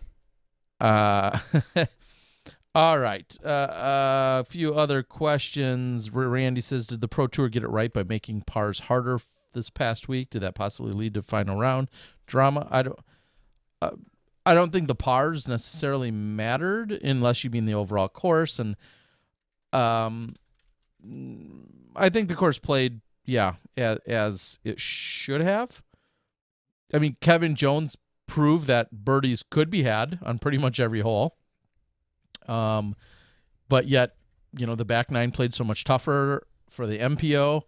The back nine played easier for the FPO. I mean, it seemed like it was a well-rounded challenge out there, which was really cool to see.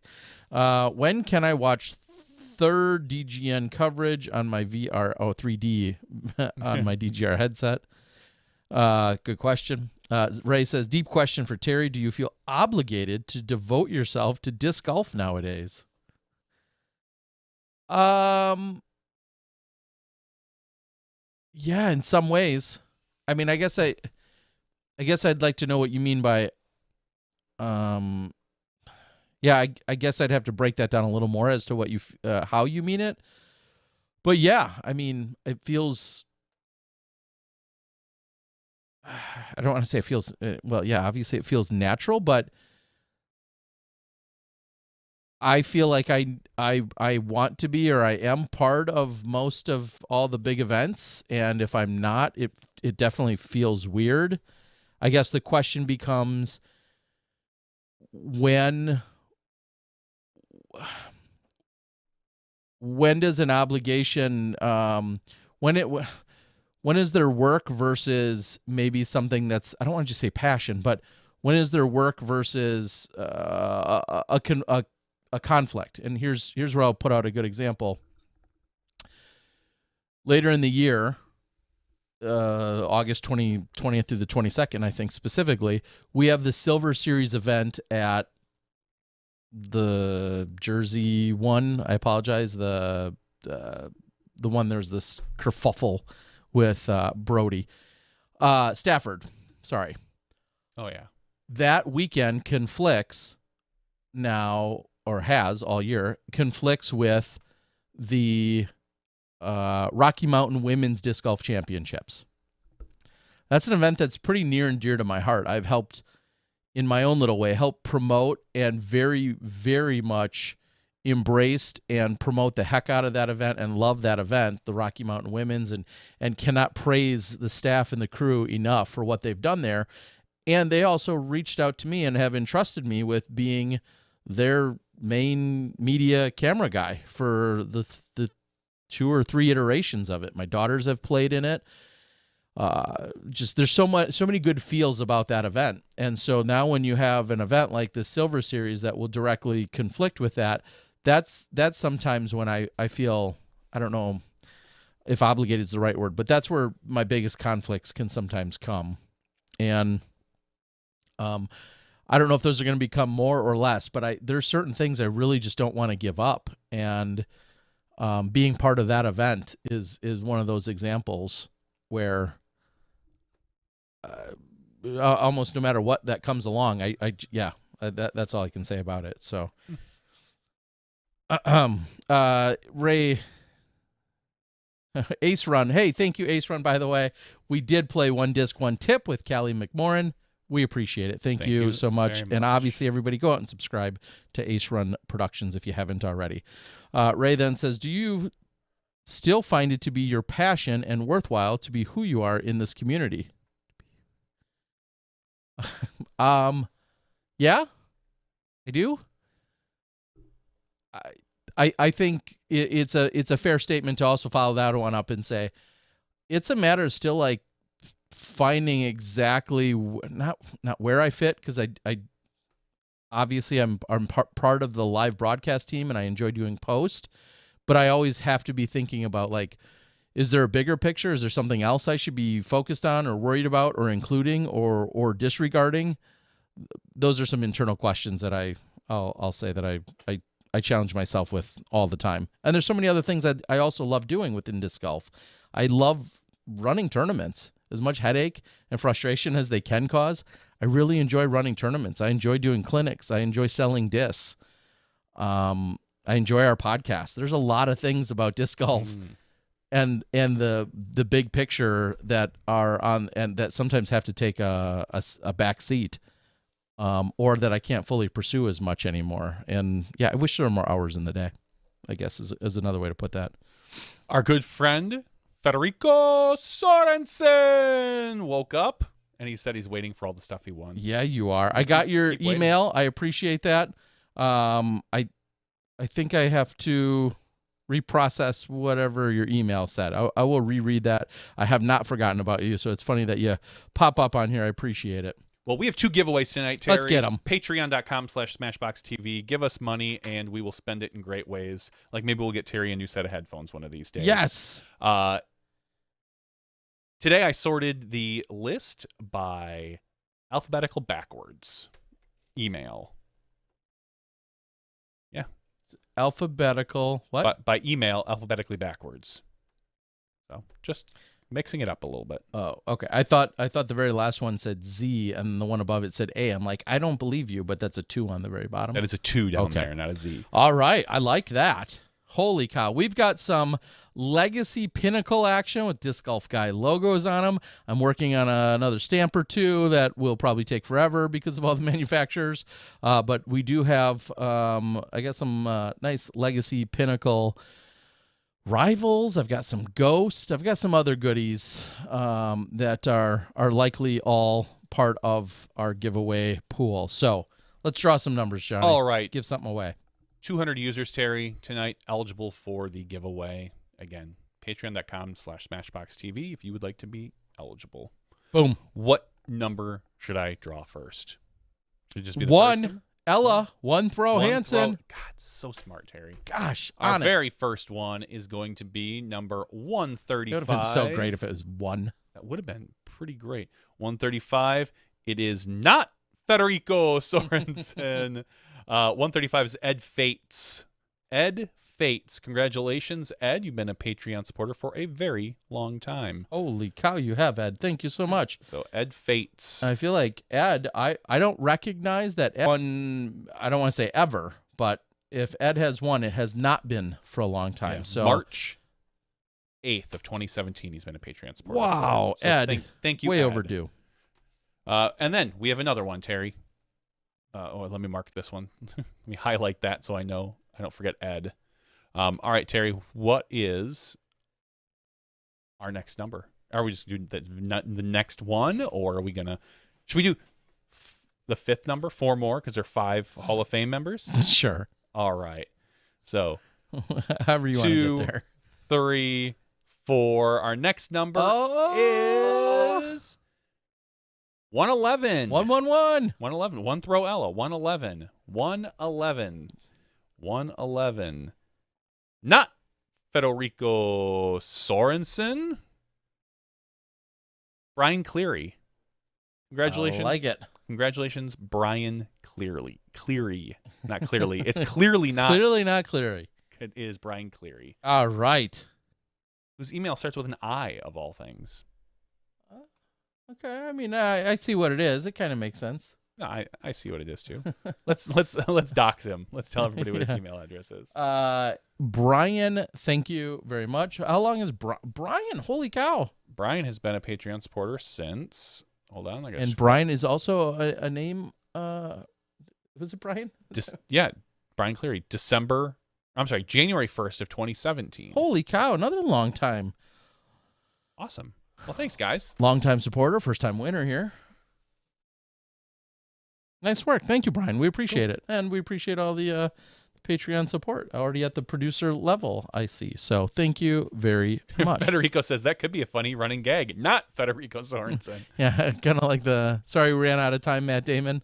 That's right. Kind of skit. Yes, I could possibly see that. So both of those people, Brian and Ed, we'll be sending you an email, but if you don't see an email from us, do not hesitate to reach out and make sure that we have your correct mailing address. Mm-hmm. That's the number one hang-up for this whole process. I don't know if in Patreon we should just force people to give us their mailing address. You can't. You can't? You can't require it? You cannot require it unless it's part of a tier that has like a sendable product. I just say I want to know where you live, people. I know. I think that's why I want to come visit you.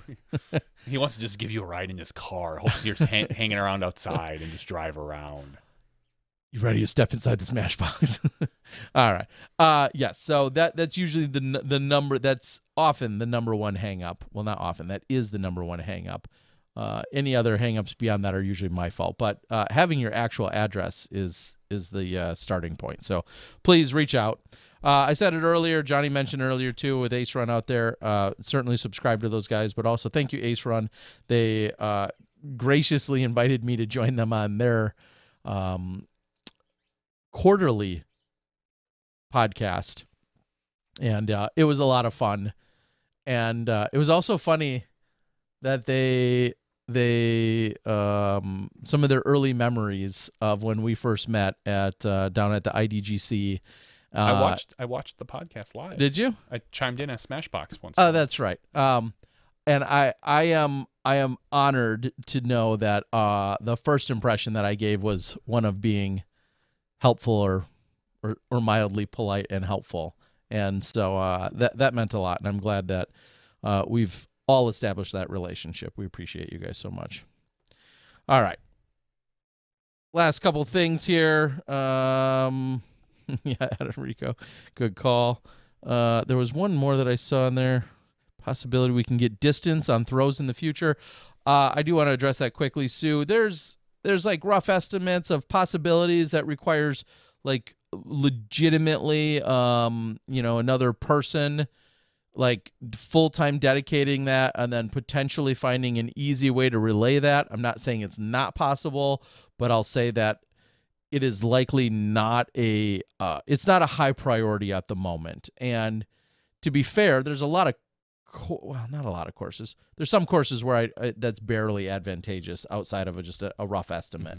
Mm-hmm. This last weekend, 100%. If you would love to know the distance to the pin on 12 of the 18 holes, I think that is a very legitimate request. When we go to a D-Glow, where there's a lot of par threes and the par fours, I can tell you, we're 150, and you're not really going to know if we're 150 or 162. Yeah, I mean, an event like this last one, I think, would have been the biggest advantage to that. Here's how it happens, if it happens. We have a volunteer or somebody with a Bushnell. Yep. It runs out there like a gopher. After every throw. No, but after all of the throws, then he or she one by one hits them up and scans the basket, puts it into a Google sheet, which then you have access to. Correct. So by the time the player walks up there, you can see, Eagles got only 212 to the tee or to the pin or something. That's exactly how that would have to happen. Yeah, that's how that would have to happen. And that certainly could. Yeah. With the right volunteer and the right. Yeah. What's Ricky's manager Ari doing? I mean, she just cheering, cheering loudly. That she could be. So if you would like to volunteer yourself for an entire weekend of doing that could be worked out, and that gives you access to creeping around on the fairways for all of our top professionals. Valid. But honestly, that's Johnny's exactly on. That's how we keep you at least 400 feet from every player. Just always stay at the next throw. Please do not go near the players. We called that the Bushnell restraining order. Lee says, Terry, you enjoy the business side of the sport. I feel like you're wholly invested in the sport's growth. Well, if not, I'm doing a lot of things wrong if I'm not. I appreciate that. All right. Says Char says, I'd love to be that person. Distance, speed, all the new Apple Watch features, Bushnell sponsored. Yeah, if they sponsored your travel, give you a call. Really? Taped to the side of the Bushnell, taped to the side of the camera. That doesn't unfortunately that doesn't solve the problem. The problem is it still needs to be then entered or relayed back to the booth. Getting the distance isn't as much as the problem. It's the manpower to relay it back to the booth. I'm not making my cameraman run to all these discs. Yeah, sometimes they stand in one spot that efficiently gets all four of them. They'd have news for you. Just have someone with a long tape measure. That's a good call, Ace Run. That is definitely would be the way to go about it. Yeah, for sure. Yes, it's worth it. Get a Bushnell Fredrickson. Don't be silly. Yes, go get one if you can. I need to get one for all my putts. They're all out of stock. Do you have one so I can get one for all my putts this weekend? They're going to be that long? No, I just want them to do it. I think they're going to be that long. This is 34 feet, and look at me like, I'm just outside the circle. This one's 28 feet. Just pull up the Bushnell for every putt, regardless of the distance. Oh, yeah, Thomas, good point. That's where we'll end, is Thomas. Yes, don't get the brand new 850 Sport, like the color, like the white one, I think, or don't get that one specifically. Get the original 850s because those still have meters or yards. The new ones only have feet. So if you're from outside of the U.S. and you already hate us enough, yes, make sure you get one of the original ones that still was coming in the feet or the yards or whatever it might be. So, all right, guys, we love and appreciate all of you. We can't say enough about Jay Redding, our Disc Golf Hall of Fame hype man, and as well having Ella Hansen joining us in the regular show. Thank you to all the after show peeps who you guys are sticking around and entertaining us more than you even realize. Wes Warren, thanks for the super chat. We do very much appreciate that. And all of our Patreon subscribers and contributors. We love you the most. We love you the most. I mean, we're not supposed to play favorites, but if you give us money, we love you more. I think that's as straightforward as it gets. So we're going to close out 353 next week. We'll have Double G. We'll probably have a little bit of a Worlds preview. We may have some Resistance Open conversation, but we're looking forward to you guys joining us there. Is Double G playing Resistance? Let's just make it easy. Have him win, and then we can bring him on anyway. Oh, that's a good idea. Double G, just win Resistance. Just double up, Double G. Win, and yeah. Either way, he'll be here, and maybe someone else. Who knows? We'll see what we can do. For Johnny V and myself, Terry Miller, the Disc Golf Guy, this has been Smashbox TV Podcast, episode 353's After Show. We'll see you next week when you step inside the Smashbox.